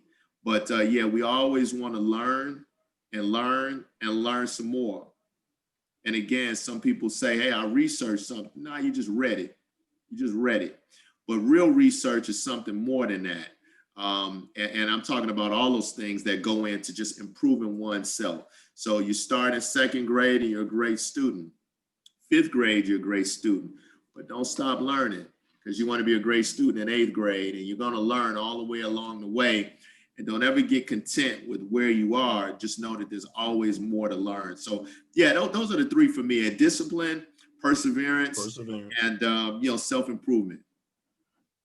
And some of these, a lot of what he's saying sounds similar to what the Southeast Side legend John Jacobs said, and it's funny that they had two totally different paths to arrive at the exact same reality, right? Wow. Yeah, it's crazy. It's crazy. What would you say, unless you had something to add to that, Torry? Nah, I mean that was awesome word. Yeah, awesome word. Oh, man. And Luis says, Assalamu alaikum. I also like the Lakers. The Lakers salam. No, that's my boy. Hey, it's from the from the shenanigans store. What's up, Luis? I also like the Lakers, brother. Stay on your team, man. Thanks for the support. I just want to, you know me. I just want to, thank everybody for the support. And it's not going unnoticed. I love you, appreciate you. Help us spread this, because it's good, positive information and content. And everybody thumbs up. I got 7 people watching, and I just thumbed up, and there's only 5 thumbs up. So y'all got thumb up, thumb up. Go ahead, Torry. Yeah, the likes will help us immensely. And you might have heard me say this before, but it don't cost you a dime. It's free 99. Free. It's not we used to even call a it dime, baby. The 5-finger discount. This ain't even that. This is free 99. That's right. This ain't that network. That's right. All right. So come on. What would you say? I'm gonna change this up because we asked dude about the president.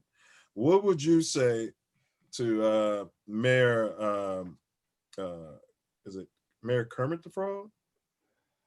What's Chicago's mayor name, Torry? Lori Lightfoot. Lori Lightfoot. What would you say to Mayor Lori Lightfoot? AKA Mr. Burns. Come on, man. Made better suits. Again, I think that I think with Mayor Lightfoot, she probably has her hands full because there's a lot going on in the city right now. And I think a lot of what we see in every corner of the city has probably been bubbling for the last, 25 or 30 years. Now, obviously, we can go back much deeper. Chicago has a deep, deep history. But what I'm referring to is the elimination of the projects. Stay Robert Taylor, the Ickies, everything from the 20s, 30s, 40s, 50s, all the way through the 60s. With the knockdown of the projects and with the kind of, disassembly, if you will, of the city and the city structure, there are a lot of wild things that are going on, particularly on the south side and in the south suburbs. To me, people need opportunity, and it's just not as free flowing on the south side, in my opinion, as it should be. So what I would say to her is, let's create a real task force where we call in real folks that want to do what I described earlier. You know, so folks that really want to start businesses, folks that really want to get off and, you know, create something meaningful for the community, let's set that up. And hey, we know we're doing big projects downtown. We know we're doing big projects on the Gold Coast and on the North Side. We got that. We got that. Put some of that money on the side, right? Go ahead. Let's put some of that on the South Side. Man. Not just the pocket of Bronzeville. I like that, but yeah, you can build up Bronzeville. But let's do something in the 80s. Let's do something in the 90s. Let's do something on 103rd. And I know we're building some sports facilities and that kind of thing, and I like that. But yeah, let's set up some things that are meaningful. Let's have programs.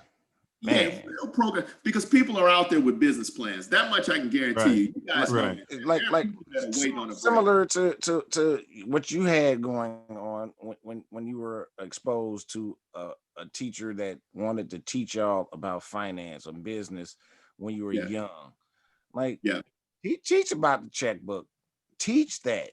Don't have us coming up and not knowing about stuff that's reality, that's real to life. I mean, you know, algebra and all these geometry and all that's good, but it don't help when you can't eat, when you don't know basic survival finance, like being able to budget, like how to write a check, saying what's important, having a checking account, balancing a checkbook, balancing it, just some simple basics that they eliminated when they eliminated my grade school, which I don't answer questions, but my grade school, which was in the middle of Chicago on the South Side, they actually we did something about balancing a checkbook. I can't remember, but I didn't have no idea what was going on, but we actually did something in grade school, bro. But we did that too. School was in Hyde Park. It was we did too, but I'm speaking like now, like they've eliminated that.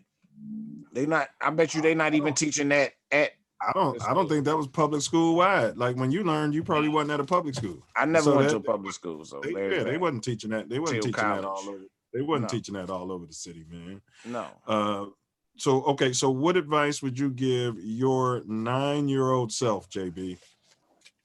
Take a moment. You know where you was, what you was doing. You know what knowledge was doing, and your dad and your mom. And you walking up to that McDonald's on 10 tray by yourself, trying to get you some, what was we eating? It was all about the, what was it? The chicken nuggets, right? And some fries, right?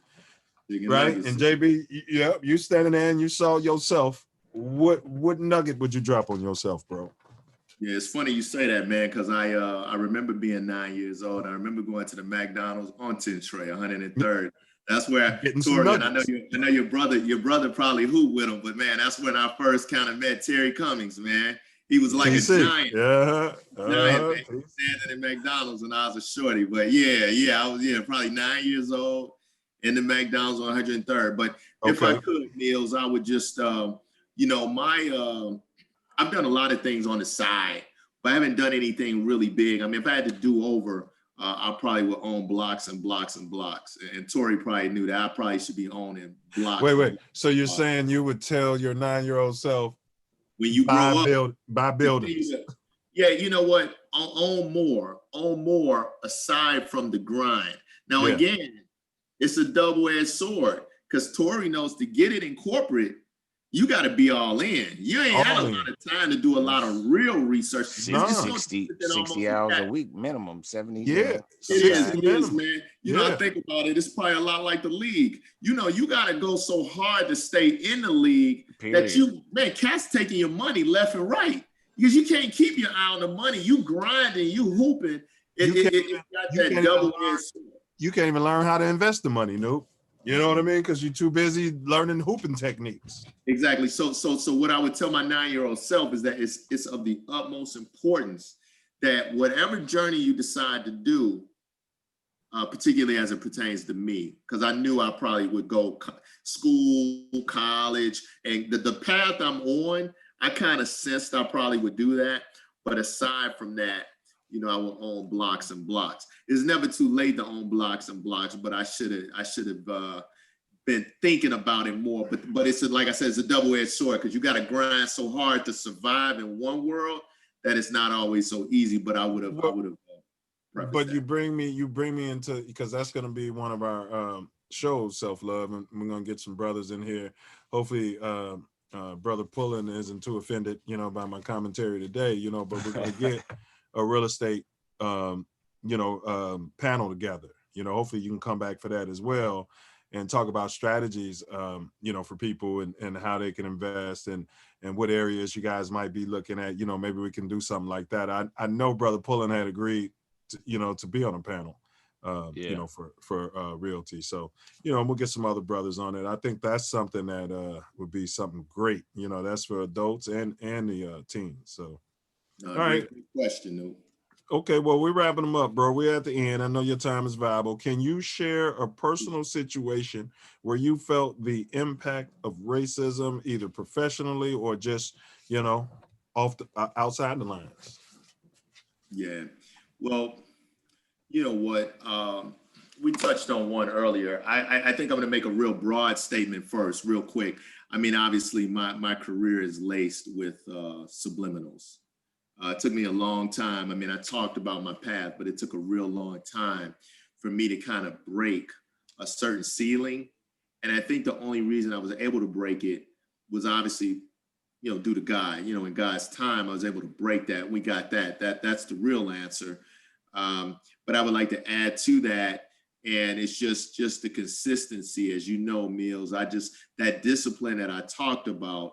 You know what I mean, Torry? I never really had a bump in the road. I never really messed with a girl or a chick at the gig. I never, I have a certain level of discipline that allowed me to kind of just continue to creep. Right. But at any point, had I slipped on a banana, it would have been lights out. So the point that I'm making is that from a career perspective, the subliminals are there. So that's how I'm answering that short question. The subliminals are there. I experience it every day in my career. Obviously, got to go above and beyond to try and be as good or better. As a Black, I'm saying to be rated as well or better. You have to go above and beyond and just get the equal treatment. So that's that. And then on another level, I know, you're really trying to do something meaningful here with the podcast, and you are, for the youth and for single moms out there. The reality is when we talk about the Lindblom, the first time I had a gun pulled on me was by the police. I was 13, and it's down catching a train down on 63rd, and that's racism, man. I wasn't. We got a 12. We got a 12 story here, Self. Go ahead. No, this is a 12 story. Yeah. Go ahead. Tell us about 12 horror stories. Yeah. We live for this. We won't glorify it, but it's the first time that obviously having a gun pulled on you, having a gun in your face, it's kind of like, well, again, and I say this all the time: if someone's breaking the law, I'm a little more amenable to at least listening to what happened. I get that part of it. But when someone is not necessarily armed. Well, let's get some details. You're 13 years old. Were you alone? Were you with people? What happened? Yeah, I was with about 4 guys, man. We're running hard on 63rd Street, trying to get the train to 95th. Because again, when you're on the move, the best thing to do is to keep moving. So just jumping off the bus, we see the train is coming, 63rd, talking about the A train back to 95th. This is on the way home. So we run down. Guys are jumping the turnstiles. That's very guys are jumping the turnstiles and that kind of thing. This particular day, 5 was down there.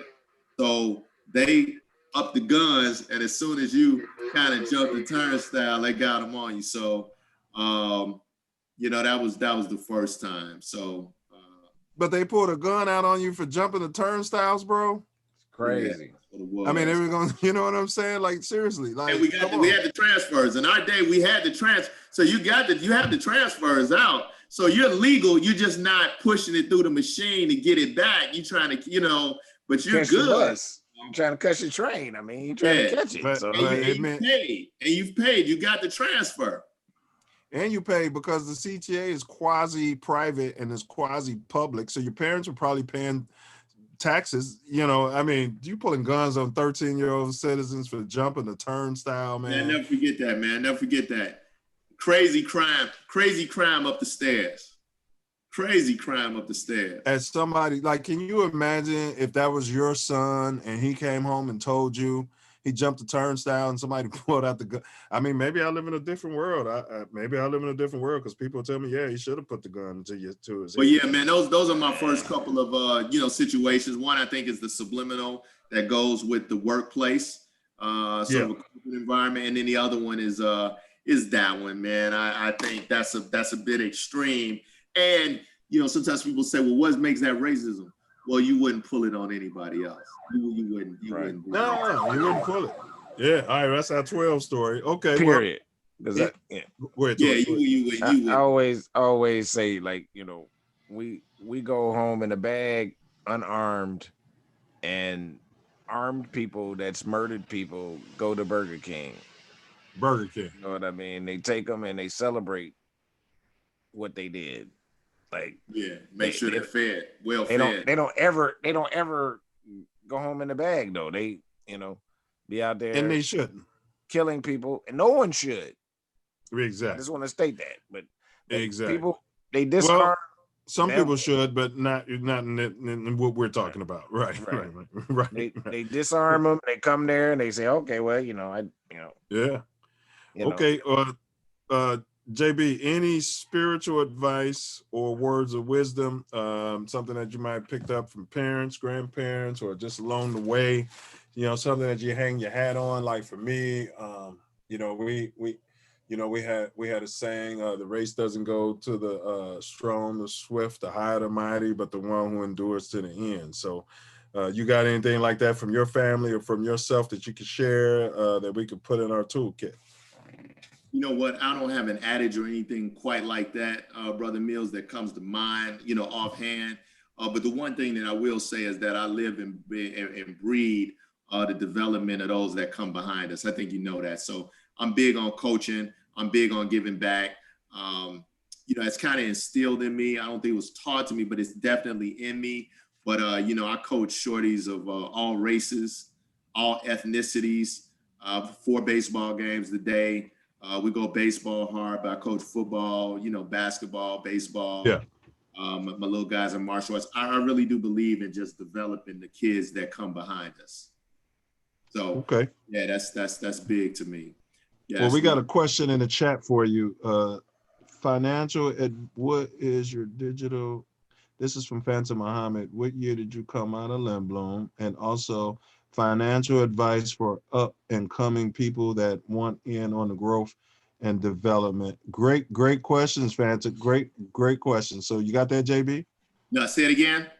What advice? The first was, what year did you come out of Lindblom?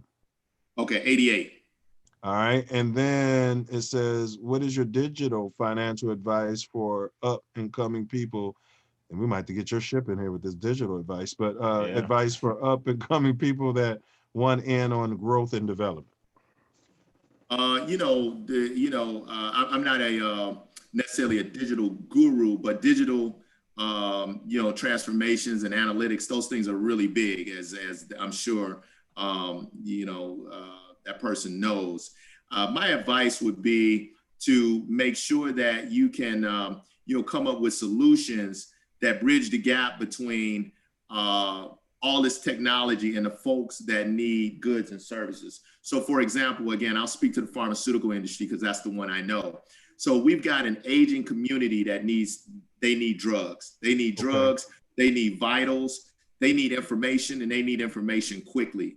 So what you want to do from a digital perspective is you want to get to the table with a pharmaceutical company, either an up and coming, biotech, biopharma type company, an upstart, or you want to go into one of these multi-billion-dollar companies that throw around a couple $100,000 in a contract. And what you want to tell them is, hey, from my research, I see that you've got, let's call it an orphan drug. So an orphan drug would be a drug that's disseminated to less than 200,000 people, in terms of a total patient population. So you want to go to the table as a digital guy and you say, hey, I know you've got 180,000 patients in the United States.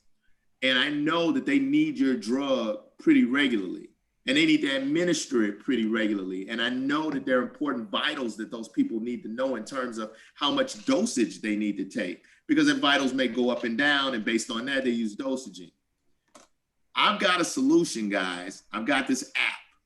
If you allow me for $200,000 to install this app on all 180,000 of your patients, your patient population, they can simply go to the app, they can see what their vitals are, they can see their dosing, and they can report that to their doctor ASAP.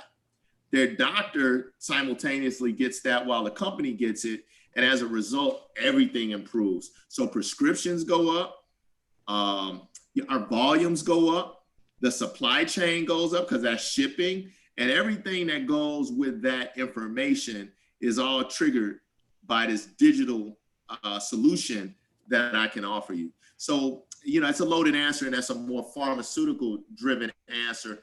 But the point that I want to make is that people need services. They always have. And there's information out there. There's always been information. So you want to be the guy that says, okay, this person needs services. I've got the information. Let me produce a digital solution that makes that seamless. And for that, you will pay me a fee. And we can chart that. We can just look at top line revenue. You're making $100,000 a day. With my solution, you see you're making closer to $200,000. Nice. Can you tell me what that's worth? So yeah, that's the way I would answer that.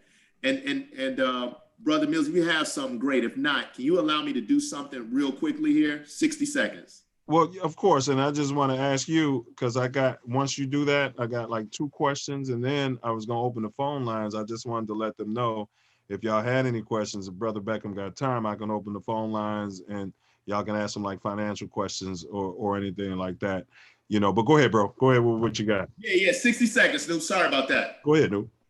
Oh, okay. Yeah, I got you. Let me block that for you. I don't know how to do it anymore. How am I gonna know when he's back? If you leave it open, he'll say something. Oh, the sound. Okay. Okay. Yeah, this has been a dynamic show. Man, salute. BlacK achievement. BlacK achievement. And salute to you, Brother Milz. 9 Milz, the Black Terminator. Salute to you, to the Wolverine. Self Love. Yes, sir. Oh, I can ask him to start video, and that way, whenever he gets back, right, he can just start it. So,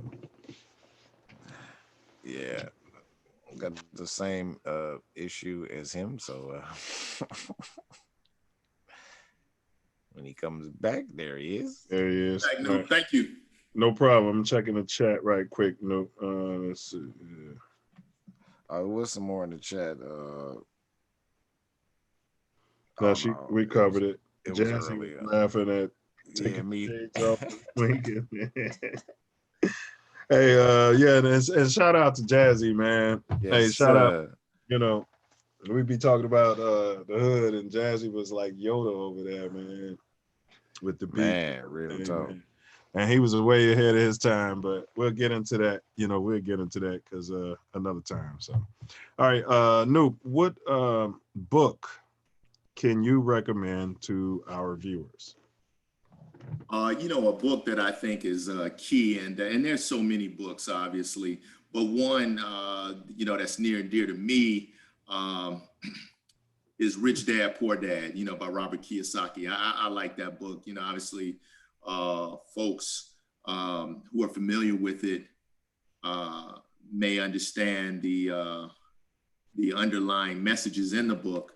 But the thing that I would say to those that have not read it, but would be looking for a good read, is that Robert Kiyosaki, as a young man growing up, he was, you know, his biological father was a guy who earned money in a very conventional way. You know, he's a big time professor.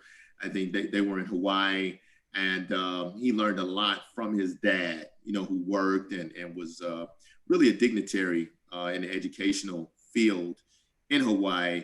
But then he had a good buddy. You know, I think his best friend had a dad who owned a store there in Hawaii, you know, sort of a convenience store. And he talks about in the book the lessons he learned from his dad, referred to inevitably as poor dad. And then his friend's dad that owned the store as rich dad. And he just talked about the thought processes that you go through as a young man and the approach to conventional income and other income. And he talks about a concept that's really important. And this is why I ask people to read the book. He talks about passive income. And that's really the key to wealth building, as you can understand, Brother Mills. Passive income would be income that is earned without you having to use your blood, sweat, and tears physically from a labor perspective. So you go to a job, you earn money, but you have to work and you have to be there to earn that money. Passive income would be if you own something and that income is being realized without you being there. So the combination of the two is really where the lesson lies. So that's why I like the book, and I think there's a lot to learn there. Okay, so Rich Dad, Poor Dad by Robert Kiyosaki. You got any other one? I'll just add you any second one because I know you said it's a lot. So I mean, you don't have to throw out another one, you know. Yeah, well, you know, one of my favorite books of all time, and I mean, there's so many, but another book that I think people might like from a spiritual perspective is called Wholeness.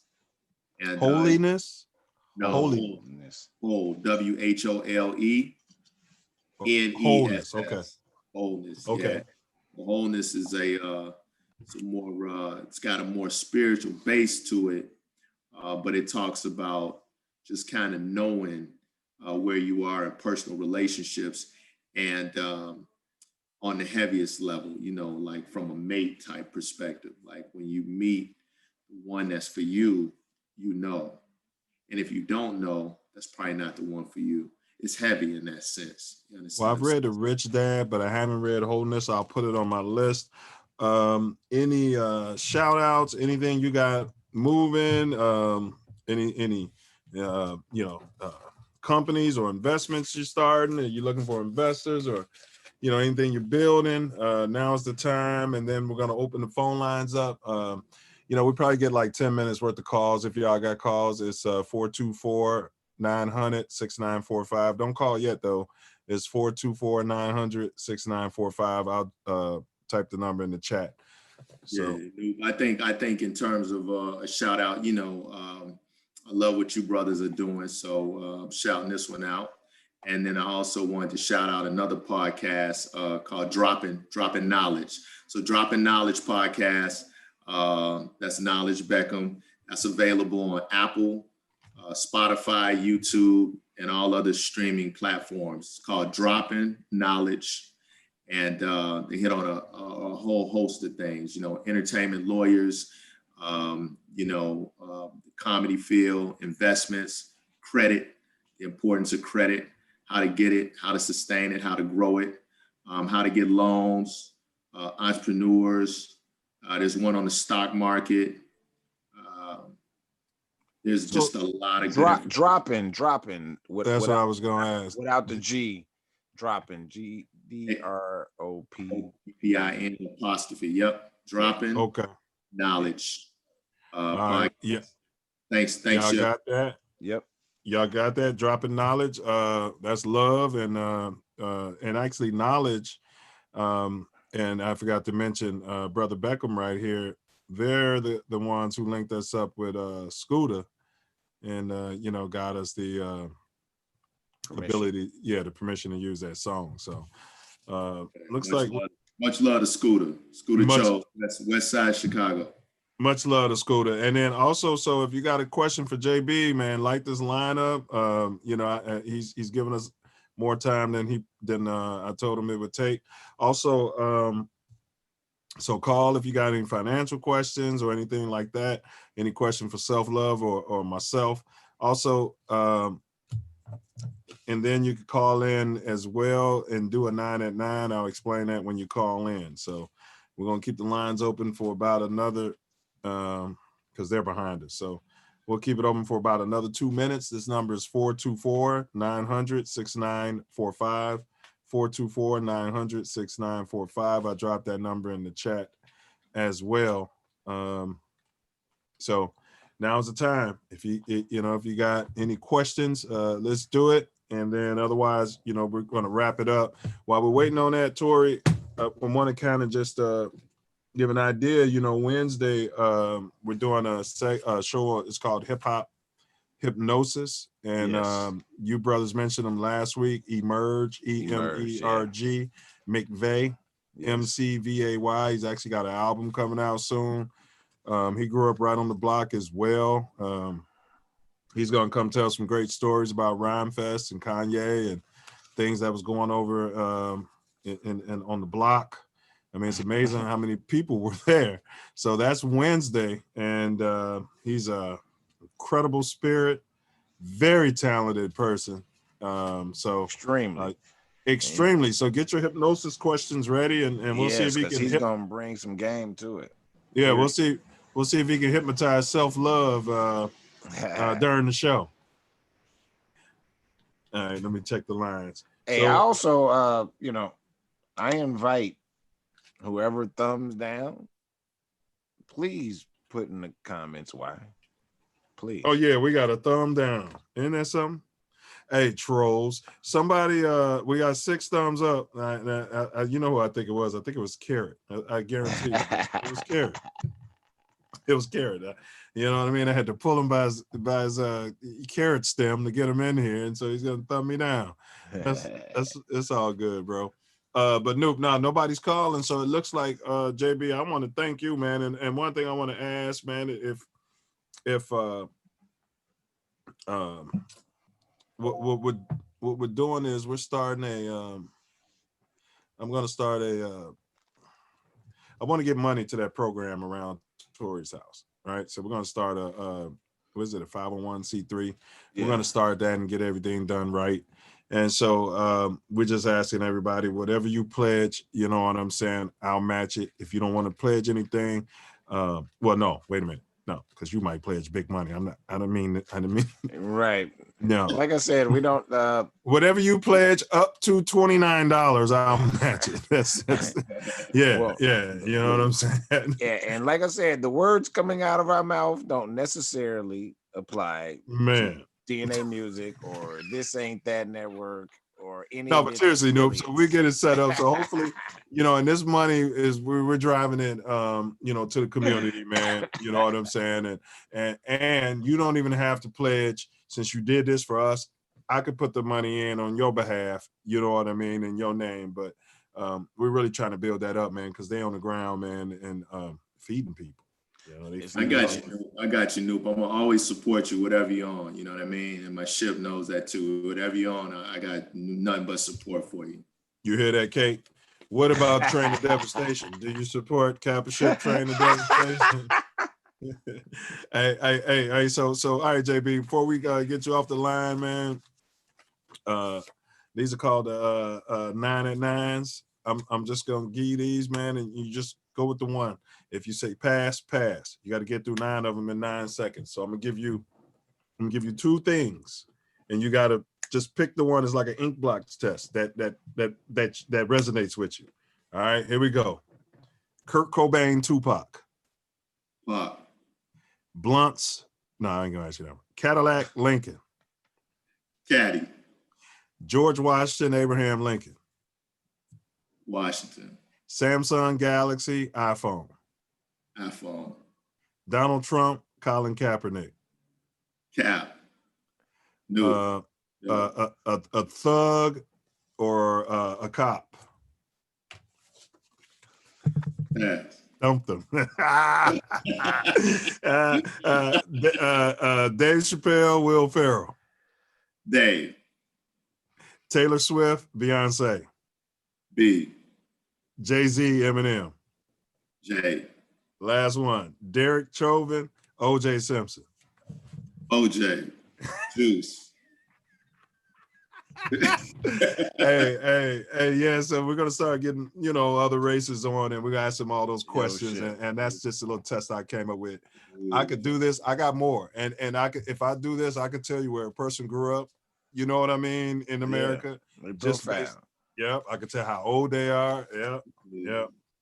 Yes. We had Jordan Kobe on there. You know what I mean? I wasn't gonna ask you that one. Right. We already know that. So.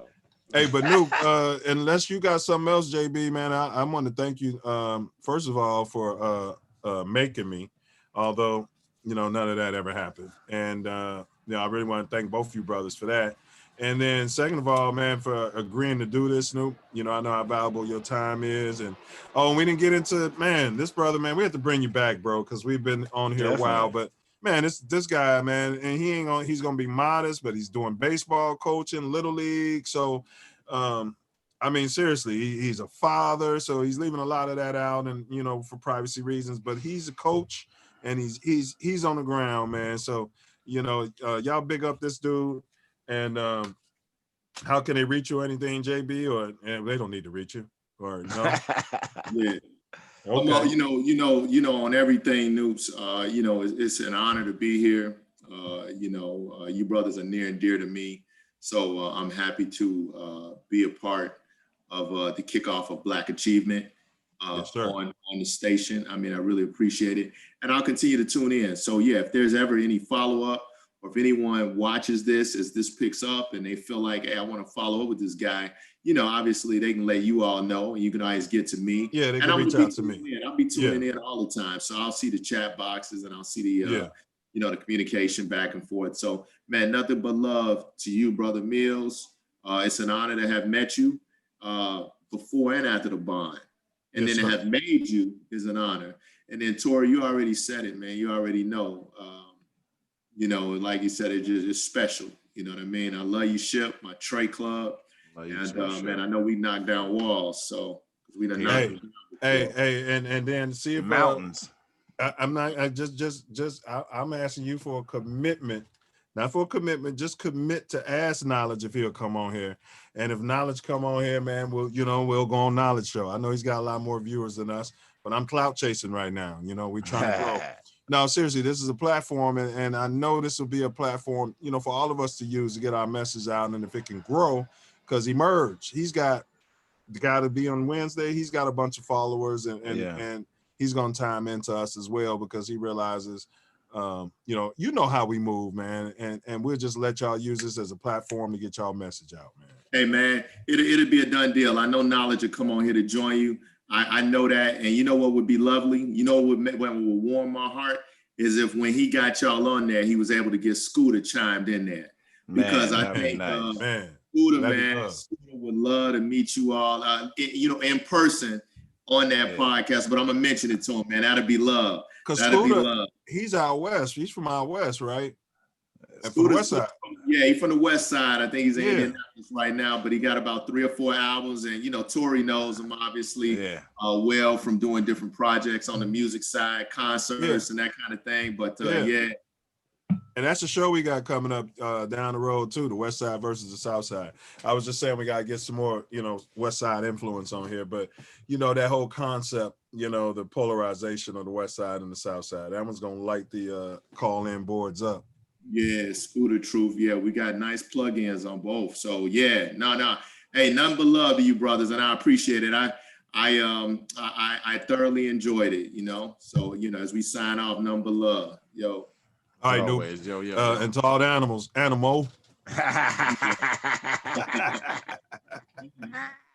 All right, dudes. Hey, love you, brother.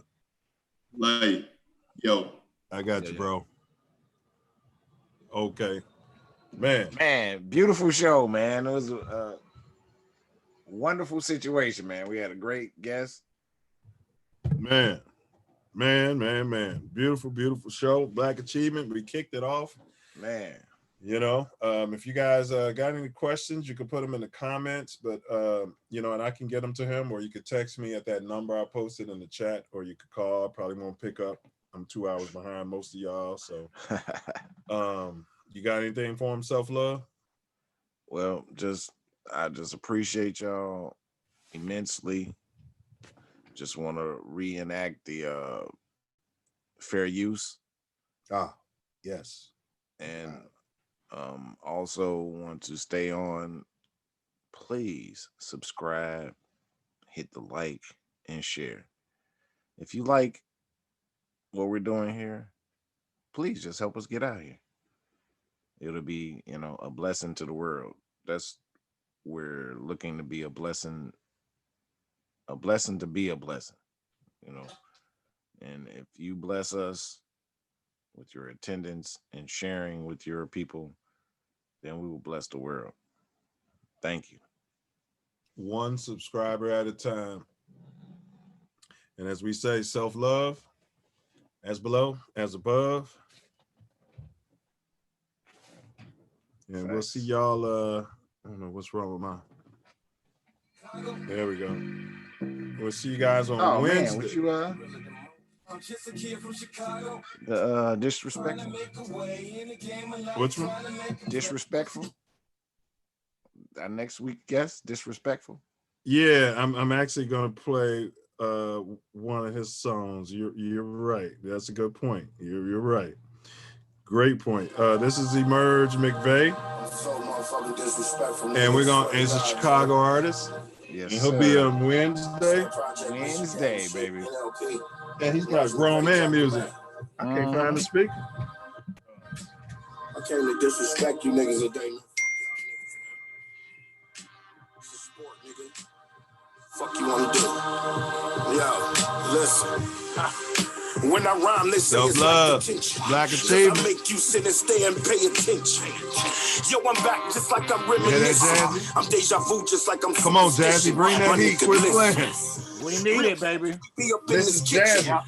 This is Jazzy. I know you own all the intellectual property. Yeah, we still bring that Let insanity back. Intellectual property go, Mrs. Jazzy. Death like it's tradition.